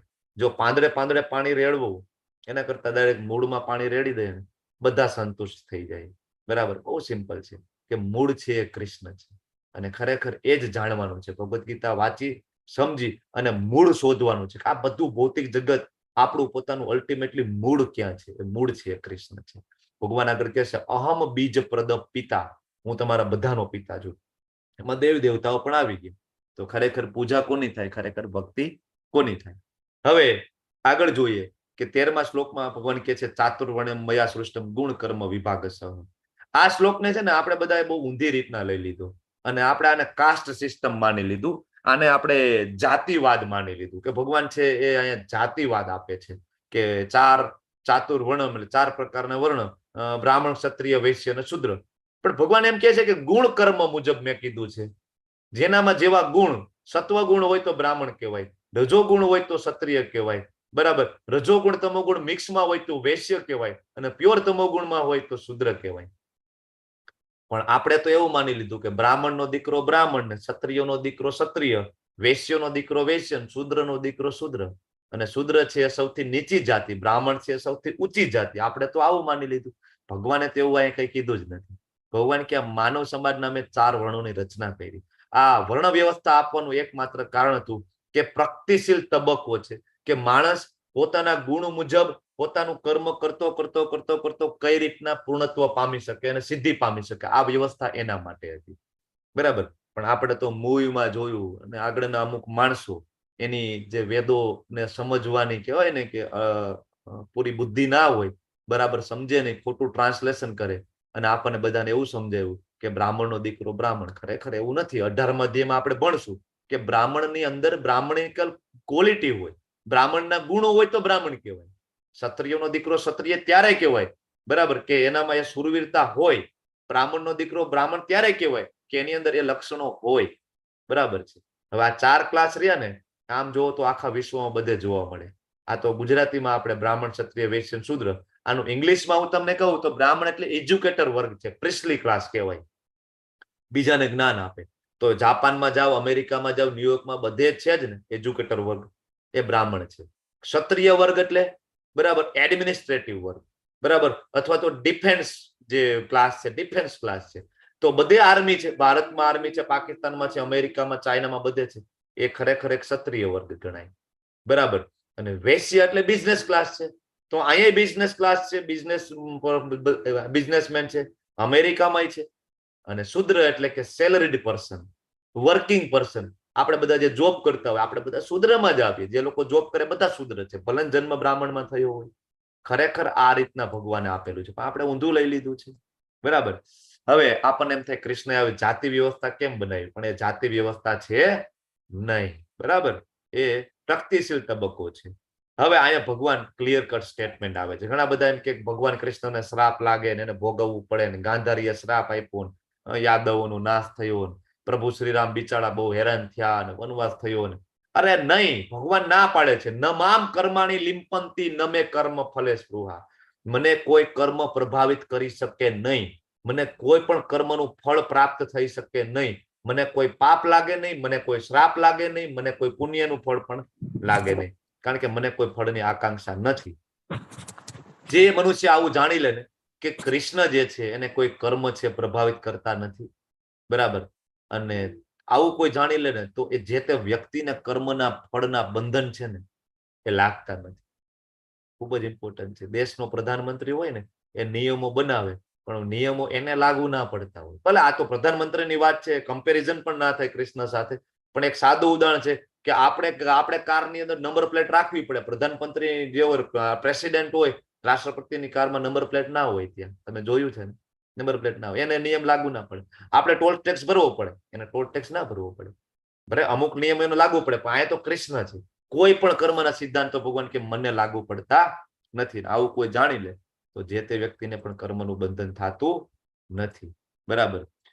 હવે આ જે કર્મની આટીકૂટી સમજવી બહુ અઘરી છે, અને એટલે મનુષ્ય સમજવું જોઈએ કર્મ શું, વિકર્મ શું ને અકર્મ શું. મેં તમને ગઈકાલે સમજાવ્યું હતું. કર્મ એટલે સારા કર્મ, પુણ્ય કર્મ, વિકર્મ એટલે કે ખરાબ કર્મ, પાપ કર્મ, અને અકર્મ એટલે કે ભગવાનની પ્યોર ડિવોશનલ સર્વિસ એટલે કે ભક્તિ. આ બે બાંધે છે. તમને એમ થાય કે હું પુણ્ય કર્મ કરું તો બરાબર હું ધામમાં જઈશ. નહીં નહીં નહીં, પુણ્ય કર્મ કરીને સ્વર્ગ પ્રાપ્ત થાય, સ્વર્ગમાંથી પાછું અહીંયા જવું પડે. મનુષ્ય જન્મ વેસ્ટ જાય. પુણ્ય કર્મ કરવાથી પણ વેસ્ટ જાય, પાપ કર્મ કરવાથી પણ મનુષ્ય જન્મ છે વેસ્ટ જાય છે. તો કઈ રીતના પુણ્ય કર્મ કરવું ને એ આગળ આપણે સમજીશું. એટલે આટીઘૂટી સમજવી બહુ અઘરી છે. તમારો મારો જન્મ અત્યારે થયો છે, કયું કુળ, ફેમિલી અને હોદ્દો પ્રાપ્ત થયો છે, કયા કારણોસર, તમે ના હું આપણે કોઈ દી સમજી શકીએ નહીં. કે કયા મારા એવા કર્મ હતા કે હું આજે ડોક્ટર છું, કયા તમારા એવા કર્મ હતા કે તમે સ્ત્રી છો, કે તમે પુરુષ છો, કે તમે બ્રાહ્મણ છો, કે તમે પટેલ છો. કયા કર્મના કારણે તમને ફેમિલી પ્રાપ્ત થયું ખબર પડે નહીં. આટીઘૂટી બહુ અઘરી. પણ એ ખબર પડશે કે હું કયા એવા કર્મ કરું કે નેક્સ્ટ બર્થમાં મારી ગતિ છે ધામમાં જઈ શકે. આ આપણે આ મનુષ્ય જન્મમાં નક્કી કરી શકીએ. અને એ કર્મ છે એ અકર્મ છે, જે નારદજી કરતા હતા. તો આપણે બધાએ એ કરવાનું છે. બરાબર. હવે 34મા શ્લોકની અંદર ભગવાન કહે છે, ઘણા બધા એમ કે કોણે કીધું ગુરુ પાસે જવું જોઈએ, ગુરુને એપ્રોચ કરવું, ડાયરેક્ટ ભગવાનને પૂજીએ ના ચાલે. તો ભગવાન અહીંયા કહે છે કે તદ્વિધિ પ્રણિપાતે ને પરિપ્રશ્નેન સેવયા ઉપદેક્ષંતિ તે જ્ઞાનમ જ્ઞાનીને તત્વદર્શિને. કે ભાઈ તું સદગુરુના શરણે જા. બરાબર. તદ્વિધિ પ્રણિપાતે, બરાબર. ત્યાં જઈને શું કર તો કે એને વિનમ્ર થઈને પરિપ્રશ્નેન ને પ્રશ્ન પૂછ, અને સેવયા ગુરુની તું સેવા કર. ઉપદેક્ષંતિ તે જ્ઞાનમ, એ પ્રબુદ્ધ મહાત્માઓ તને ઉપદેશ આપશે, જ્ઞાન ઉપદેશ કરશે. કારણ કે જ્ઞાનીને તત્વદર્શીન, એને બધું જ્ઞાન, એને બધું આત્મ સાક્ષાત્કાર, એનો સત્યનું દર્શન કર્યું છે. તો ડાયરેક્ટ એપ્રોચ ભગવાનનો થઈ શકે નહીં. દીક્ષા લેવી કમ્પલસરી છે, ગુરુ શિષ્ય પરંપરામાં જવું કમ્પલસરી છે. એટલા માટે ચોથા અધ્યાયના પહેલા અને બીજા શ્લોકમાં ભગવાન કહે છે પરંપરા ઇઝ મસ્ટ, કમ્પલસરી છે. એના વગર ભગવાનને એપ્રોચ ના કરી શકાય. અરે સિમ્પલ, આપણે સિટીનું ધારાસભ્ય હોય ને એને ડાયરેક્ટ એપ્રોચ ના કરી શકાય. એમાં આપણે કેટલાય વચેટિયાને પેલા પકડવા પડે, પટ્ટાવાળાને પ્યુનને પકડે ને ત્યારે માન ધારાસભ્યની અપોઇન્ટમેન્ટ મળતી હોય છે. તો આ તો કૃષ્ણ છે, અનંત બ્રહ્માંડના સ્વામી છે, ડાયરેક્ટ એપ્રોચ કરી શકાતો નથી. અને બીજું, આપણામાં એ પવિત્રતા અને શુદ્ધતા ડેવલપ જ નથી થતી જ્યાં સુધી આપણે ગુરુના શરણે જતા નથી. જો બીજા અધ્યાયના 7મા શ્લોકમાં અર્જુનજી છે ને એ પણ ગુરુના શરણે જાય છે. ભગવાનને એમ કહે છે કે આજથી તમે મારા ગુરુ. બરાબર. એની સામે ભગવાન કૃષ્ણ સાક્ષાત હતા, બરાબર, એમના મિત્ર હતા. પણ હવે આપણી સામે કોણ છે તો કે એ પરંપરામાં આવતા અધિકારી પુરુષ આપણી સામે હોય તો આપણે એને ગુરુ બનાવવા જોઈએ. બરાબર. અને પરંપરામાં જોડાવવું જોઈએ. હવે આપણને એમ થાય કે ભાઈ હું તો બહુ મોટો પાપી છું ને આ બધું જ્ઞાન મને સમજાય નહીં, ને ભગવદ્ ગીતા હું વાંચું ને બધું આપણને કઈ સમજાય નહીં, અને મને એમ થાય કે હું કેમ ભગવદ્ ગીતા હાથમાં લઉં. હવે ભગવદ્ ગીતા વાંચીશ ને તિલક કરીશ ને ભોગ લગાડવા માંડીશ ને તો કોઈ કેમ કહેશે કે 100 ચૂહે માર કે બિલ્લી હજકો નીકળી. મને ખબર છે ભાઈ, તો બહુ વ્યસની હતો ને બહુ પાપ કર્યા છે ને હવે બહુ મોટો ભગવદ્ ગીતાનો જ્ઞાની થઈને ફરે છો. તો ભગવાન એમ કે છે કે તને બધા પાપીઓમાં મોટો પાપી ગણવામાં આવે ને તોય જયારે દિવ્ય જ્ઞાન રૂપી નૌકામાં તું બેસી જઈશ, દુઃખોના સાગરને હું પાર કરાવી દઈશ. કૃષ્ણ એમ કે છે કે તું આરામથી દિવ્ય જ્ઞાન રૂપી નૌકા એટલે કે ભગવદ્ ગીતાનું જ્ઞાન, જો ભગવદ્ ગીતાનું જ્ઞાન આપણે લઈ લઈએ ને જીવનમાં એકવાર ઉતારી દઈએ ને તો ગમે એટલા પાપ કર્મ આગળ કર્યા હોય, આ જન્મમાં હોય કે અનંત જન્મોના પાપ કર્મ હોય ને, તો ભગવાન 18મા અધ્યાયમાં કહે છે ને સર્વ ધર્માન પરિત્યાજ્ય મામ એકમ શરણમ વ્રજ અહમ ત્વામ સર્વ પાપેભ્યો મોક્ષયિષ્યામિ મા શુચઃ. હું તારા બધા પાપ કરું અને બાળીને ભસ્મ કરી નાખીશ અને હું તને મારા ધામમાં લઈ જઈશ. બરાબર. તો આપણે બધાએ પણ પ્રયત્ન કરવો જોઈએ. બરાબર. પાપીમાં સૌથી મોટો પાપીની વાત આવે તો આપણે મૃગારીનો પ્રસંગ યાદ આવે. એક મૃગારી નામનો એક શિકારી જંગલમાં શિકાર કરે અને આ બધા પશુઓને મારે. પશુઓને મારે એટલે કેવા મારે? અધમુઆ કરે. સસલાને મારે તો ગળામાં તીર મારી દે, હરણને મારે તો ગળામાં મોઢામાં તીર મારે, કે બિચારું શ્વાસે ના લઈ શકે, ખાય ના શકે, પીએ ના શકે, જીભમાં તીર મારી દે. આવી રીતના એ બધાને તીર મારે. હવે નારદજી એ ત્યાંથી પસાર થતા હતા અને આવી રીતના બધા અધમુઆ પશુ એની સામેથી પસાર થયા. નારદજીએ જોયું કે કઈ દિશામાંથી આવે છે, જોયું કે દિશામાંથી આવે છે. નારદજી એ દિશામાં આગળ ગયા. જેવા નારદજી એ દિશામાં ગયા ને, બરાબર, કારણ કે નારદજી દયાના સાગર, દુઃખ તો થાય ને એને કે આવું કેમ કરે છે, અધમુઆ રાખે છે. એ જાય છે. બરાબર. હવે નારદજી જોવે છે તો સામે એક ઉભો છે, આખું શરીર કાળું કાળું, આંખો એકદમ લાલ, જાણે કે સાક્ષાત યમરાજ ઉભા હોય ને. તો નારદજી પ્રશ્ન પૂછે છે કે તારું નામ શું અને આવું શું કામ કરે છે? તો ઓલો ભાઈ કે છે કે ભાઈ મારું નામ મૃગારી, મારું નામ મૃગારી. મૃગ અરી, મૃગ એટલે પ્રાણીઓ, અરી એટલે એનો દુશ્મન. મારું નામ બરાબર મૃગારી છે. તો નારદજી એમ કે છે કે ભાઈ આવું શું કામ તું કરે છો, આ બધાને અધમુઆ કરે છો? તો કે મારું નામ જ મૃગારી છે તો હું એ જ કરું ને, મને એમાં બહુ મજા આવે છે. બરાબર. તો નારદજી એમ કે છે કે હું કંઈક માગું તું મને આપીશ? ઓલો કે આ બરાબર ને, વાંધો નહીં, કારણ કે નારદજીને ખબર હતી કે આને મને કાઢવાની ઉતાવળ છે, હું અહીંથી જઈશ પછી એ બીજો શિકાર કરે ને. એટલે મૃગારી કે હા બોલો શું જોઈએ તમારે? તમારે કઈ ચામડું જોઈએ છે? તમારે એની ઉપર બેસીને તપ કરવું હોય કે એવું? કઈ ચામડું મારી પાસે છે, ચામડું આપું, શું જોઈએ બોલો બોલો. 2 આપું? કેટલા જોઈએ છે? 2 જોઈએ છે. નારદજી કે ના ના, હું જે માગું એ તું આપીશ? તો કે હા હા હું આપીશ, હું જેમ કહીશ એમ કરીશ. મૃગારી કે આને માનવા દે ને એટલે જલ્દી જાય. હા, એ કે તમે જેમ કહેશો એમ કરીશ. તો કે મને છે ને તમારા ઉપર બહુ દયા આવે છે. ઓલો મૃગારી કે કોના? આ બધા પશુઓ ઉપર તમને દયા આવે છે? તો નારદજી કે ના ના, મને તમારા 2 ઉપર દયા આવે છે. તો કે ભાઈ મારા ઉપર શેની દયા? તો કે જે રીતના આ બધા પશુને તું અધમુઆ કરે છો ને, એ જ રીતના નેક્સ્ટ બર્થમાં આ બધા પશુ છે ને એ તને વારંવાર ક્રમ અનુસાર એક વખત આ અધમુઓ કરશે, ફરીથી તું બર્થ લઈશ, પછી આ અધમુઓ કરશે, ફરીથી બર્થ લઈશ, આ અધમુઓ કરશે. આ ક્રમ છે ને એ અનંત વર્ષો સુધી, અનંત જન્મો સુધી ચાલશે તારી સાથે. તો મને તારા ઉપર પણ બહુ દયા આવે છે. અને આ સાંભળી નારદજી કે છે વ્યાસ સાથે તારે ભોગવવું પડશે. આ સાંભળી એને રિયલાઇઝ થાય છે. તો હવે તમે પ્રોબ્લેમ તો કીધો, પણ હવે સોલ્યુશન તો કયો. તો આનું રસ્તો શું, સોલ્યુશન શું? તું માને તો હું તને જ્ઞાન આપું. જો સામે કોઈ સ્વીકારવા તૈયાર હોય તો જ્ઞાન અપાય. તો મૃગારી કે ના ના વાંધો નહીં, તમે કયો, હું તમે જેમ કહેશો ને એમ કરીશ. તો એક કામ કર, પેલા તો આ જે કઈ પાપનો જે પૈસો છે ને એ બધો તું આપી દે, કોઈકને દાન આપી દે, કે જેને દેવું એને દઈ દે. અને પછી છે ને એક નાની ઝૂંપડી બનાવીને ત્યાં ભગવાનનો સતત નામનો તું જોપ કર. તો મૃગારી કે મહાત્મા તમે કયો તો છો, મારો પરિવાર છે એનું ખાવા પીવાનું શું? તને કે એટલું બધું ખાવા પીવાનું મળશે ને કે તારે વધશે, તારે બીજાને આપી દેવું પડશે. અને તું યાદ રાખજે જયારે આવું થાય ને ત્યારે તું ભેગું નહીં કરતો, બીજાને આપી દેજે. મૃગારી કે કઈ વાંધો નહીં. નારદજીના શરણે જાય છે અને જંગલની પેલે પાર જો એક ઝૂંપડી દેખાય છે. ઝૂંપડી બનાવીને ત્યાં સતત બેઠા બેઠા ભગવાનનું નામનું કીર્તન ચાલુ. ગામમાં બધાને ખબર પડે, દૂર દૂર સુધી કોઈ સંત મહાત્મા ઝૂંપડી બાંધીને બેઠા છે. બધા કાચું સીધું વેજીટેબલ ફ્રૂટ્સ ને બધું લઈને જાય છે, અર્પિત કરે છે. અને એટલું બધું આવે છે કે ખાધાય ના ખૂટે. મૃગારીને યાદ આવે છે નારદજીના શબ્દો. બરાબર. તો જેટલું જોઈ છે એટલું રાખે, બીજું બધું આપી દે. પછી એક દિવસ નારદજી અને પર્વત મુનિને એમ થાય છે કે હાલને ઓલા મૃગારીને મળતા આવીએ, શું કરે છે. અને 2 આવે છે. તો આ મૃગારી દૂરથી જોવે છે, નારદજી આવે છે, પર્વત મુનિ આવે છે. તો એ મૃગારી છે આવી રીતના ઠેકડા મારતો મારતો ચાલે છે. શું કામ? તો કે પગની નીચે કીડી મકોડા કચરાઈ ના જાય. પછી જેવા નારદજી પર્વત મુનિ નજીક આવે તો નજીક જઈને પોતાનું જે ઉત્તરીય વસ્ત્ર હોય ને એનાથી પહેલા તો એની પગની આજુબાજુની જગ્યા સાફ કરે છે ધીમે ધીમે, અને પછી દંડવત કરે છે. નારદજી પૂછે છે આવું કેમ કર્યું? તો કે કદાચ હું દંડવત કરું ને મારા હાથની નીચે, માથાની નીચે કીડી મકોડા આવી જાય ને એનું મૃત્યુ થઈ જાય તો? વિચાર કરો કે જે માણસ નું નામ મૃગારી અને અસંખ્ય પશુઓનો વધ કરે એવા માણસમાં આટલું બધું ટ્રાન્સફોર્મેશન થાય. કઈ રીતના? ગુરુના શરણે જવાથી. એટલા માટે ગુરુના શરણે જવું ખૂબ જરૂરી છે. બરાબર. અને તમે યુટ્યુબમાં જો હરિનામ સંકીર્તન, બરાબર, હરિનામ સંકીર્તન આંદોલન ટાઈપ કરો તો વિશ્વમાં બહુ બધા માણસો છે જે અલગ અલગ વ્યસનોમાં ડૂબેલા હતા અને આજે એ ધોતી કુર્તો ને તિલક કરીને સતત ભગવાનનું નામ લઈ રહ્યા છે. હરે કૃષ્ણ કૃષ્ણ કૃષ્ણ હરે હરે, હરે રામ રામ રામ હરે હરે. બરાબર.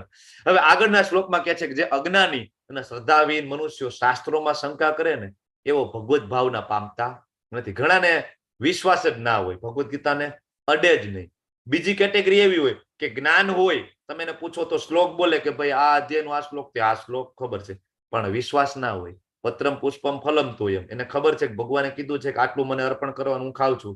આપણે પૂછે ભોગ લગાડવો છો તો કે ના, ભોગ નથી લગાડતા. અને ત્રીજી કેટેગરી એવી છે કે શાસ્ત્રોમાં વિશ્વાસ હોય, શબ્દોમાં વિશ્વાસ હોય, પણ કૃષ્ણમાં વિશ્વાસ નહીં. એને પૂછો કૃષ્ણ કોણ, તો કે એ ઐતિહાસિક પુરુષ છે. ભગવાન કોણ છે, તો કે ભગવાન નિરાકાર છે. એટલે આવા 3 પ્રકારની કેટેગરીના માણસો, શ્રદ્ધાવિહીન માણસો, શાસ્ત્રોમાં શંકા હોય તો કોઈ દિવસે ધામમાં ના જાય, એનું પતન થાય.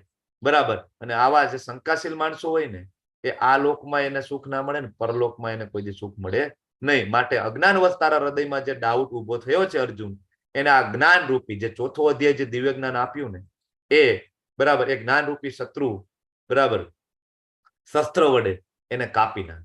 જ્ઞાન રૂપી અને શત્રુ લખ્યું છે એકચ્યુઅલી, તેમને જ્ઞાન રૂપી શસ્ત્ર વડે કાપીને હે ભારત તું યોગારૂઢ થઈને ઉભો થા અને યુદ્ધ કર. ભગવાન આખો 4થો અધ્યાય આપ્યો અને દિવ્ય જ્ઞાન આપ્યું અને અંતે ફરીથી ભગવાન શું કીધું, ઉભો થા અને યુદ્ધ કર. એટલે અર્જુનજી પાછા કન્ફ્યુઝ, ભગવાન તમે મને દિવ્ય જ્ઞાન આપો છો ને છેલ્લે પાછા એમ કહો છો કે તું યુદ્ધ કર. કરવાનું શું? યુદ્ધ કરું કે દિવ્ય જ્ઞાન એટલે કે ભગવદ્ ગીતા લઈને વાંચું, તમારું જન્મ કર્મ દિવ્ય છે એ લીલાઓ વાંચું, કરવાનું શું? આ પ્રશ્ન સાથે આગળનો અધ્યાય આવતીકાલે શરૂઆત થશે. તો આજનો અધ્યાય દિવ્ય જ્ઞાન અહીં પૂર્ણ થાય છે. તમે બધાએ ખૂબ શાંતિપૂર્વક મને સાંભળ્યું. હું તમારો બધાનો આભારી છું. વાંછા કલ્પતરુભ્યશ્ચ કૃપા સિંધુભ્યૈવ ચ પતિતાનાં પાવનેભ્યો વૈષ્ણવેભ્યો નમો નમઃ. હરે કૃષ્ણ કૃષ્ણ કૃષ્ણ હરે હરે, હરે રામ રામ રામ હરે હરે.